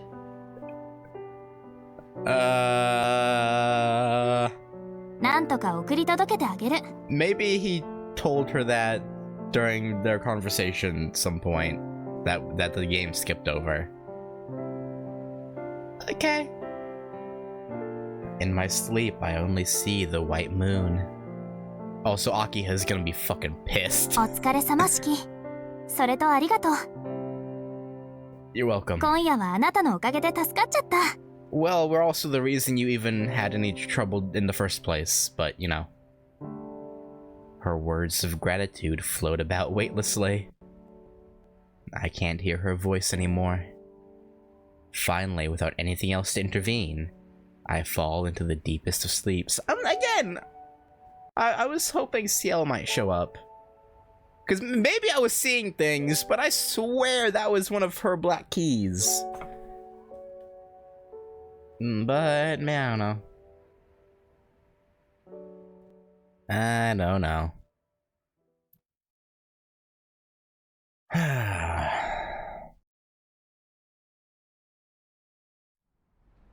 Oh.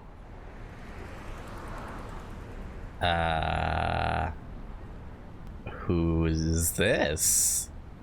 A few hours after the blaze outside the station.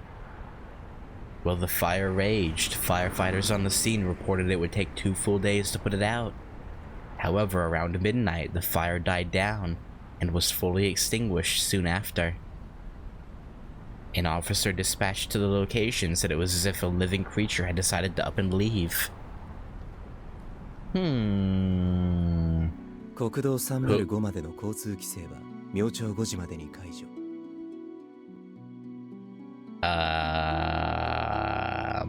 Okay. 高速道路は先ほど規制を解除したとのことです。こちらも現場に残っていた使途の痕跡処理を完了しました。警視庁に向かわれますか、マリオ様。Okay, so there's a lot more than just CL and what's her face here. There's a whole like troop of them this time. Very, very different from the original.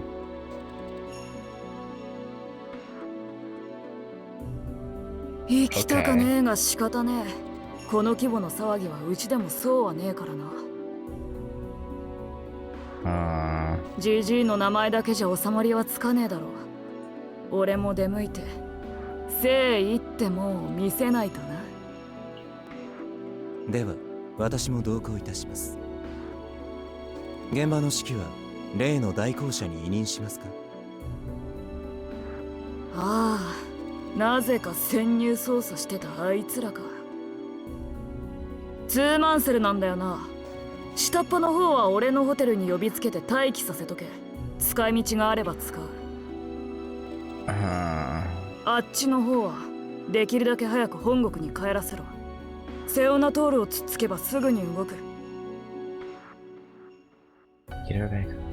Wait, are they sending CL back to France? Is CL not gonna have like anything to do in Arkwood Route? That doesn't seem right.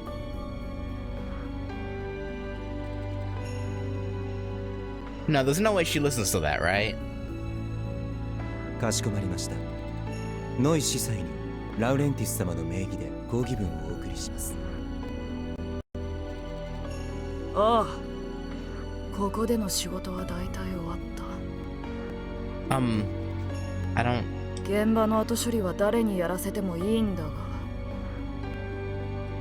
おい、アンド！お呼びですか、坊ちゃん。He reminds me of someone, I don't know who though. いやー、着任早々ついてないっすね。こんなんガス爆発でごまかすとか無理ですわ。どっかのテロ組織に声明でも出してもらえます？そっちはいらねえ。対外的な処理はここの持ち主に押し付ける。叩けば埃が出そうだからな。俺たちの仕事はここにあるとまずいものの回収だ。使途の痕跡はあらかた拭ったが、被害者の処理にまだ不満がある。お前やっとけ。By dead apostles, are they referring to the zombies, or were there other higher level vampires that weren't on Vlov's level here? 了解。Because the zombies technically... 待って待って。坊ちゃんがいつも連れてる大部隊、まだ入国してませんよね。Because the zombies technically do fall under dead apostle, right? So maybe that's what they're talking about. もしかして俺だけで遺体を全部チェックして噛まれたかもしれないなりかけを見つけ出せと？ Yes. 見つけ出すだけじゃねえぞ。生きているなら教会に送れ。死んでいるならもう一度殺してやれ。そういうドブさらいが嫌になったから坊ちゃんに雇ってもらったんですけどね。Well, this situation kind of calls for things to not work that way. 急げ。遺体の安置所には人払いをさせておく。貴様なら夜明けまでに済むはずだ。動かない標的に引き金を引くだけのお仕事ですし、精神的な負担を無視すればの話ですけどね。Yeah. 車を回せカリウス。お役所回りを始めるぞ。はい、すぐに。So Mario, Carius, and Ando. I'll have to remember those names. その他、手配は必要ですか？この規模の汚染であれば、応援の要請もすぐに。その必要はねえ。つうか絶対知らせるな。この件はここだけで片付ける。Why don't you want him to report it? Do you not want people to know that Arkwood is here? That's my best guess. しばらくは情報収集だ。これでも正義の味方だからな。いたずらに犠牲は増やせない。Okay. 誰が敵で誰が邪魔者か。きっちり当たりをつけなくちゃな。So we've got some church shenanigans happening in the remake now too.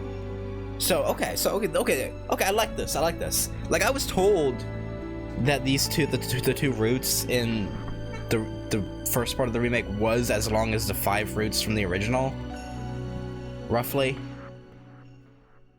But I was not expecting like 2 potentially new enemies. I don't really know yet if these church guys are gonna be our enemy or not.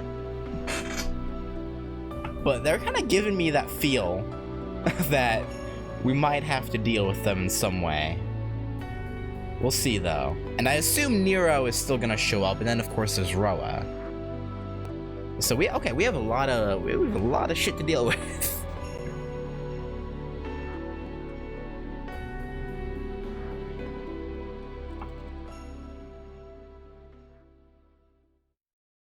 This should be good though.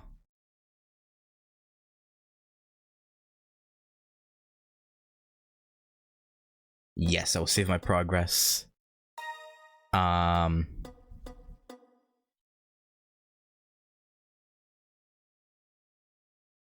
Scars of Azure. Ooh. Interesting.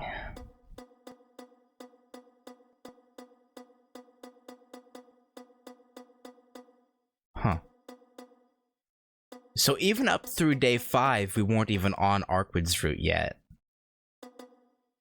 But now we are. Interesting.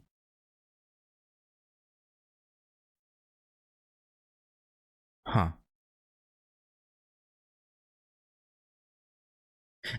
Anyway, I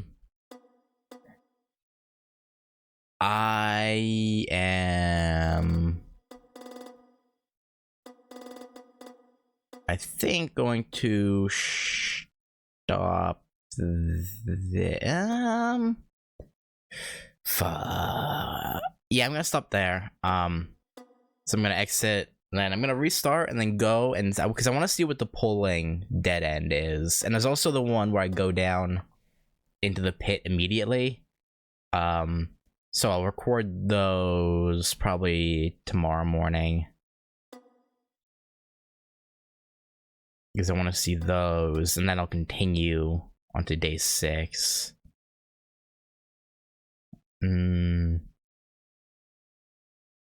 Okay, so yeah, sorry, I'm gonna stop rambling. That's gonna do it. Thank you for watching. God, that was so fucking epic. They gave SHIKI such epic shots. Oh my god. Hey, let me turn my cam back on. What am I doing? Forgot about that. So yeah, dude, they hit us with so many. It was just shot after shot of SHIKI looking badass, and I appreciate it. So I'm wondering if maybe no, because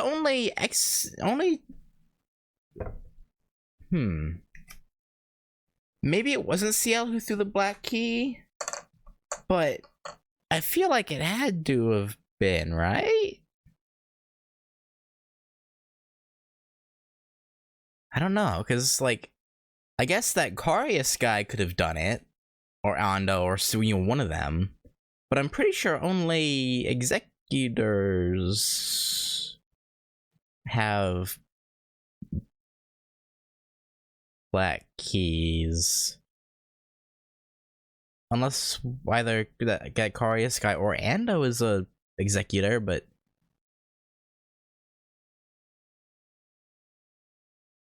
I don't know.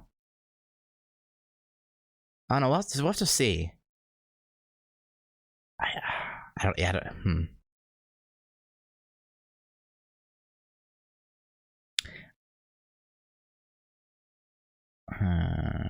Maybe that's why they want to send CL home. Because she's the burial agency agent, I assume, unless it's swapped and it's actually the other lady, but I doubt it.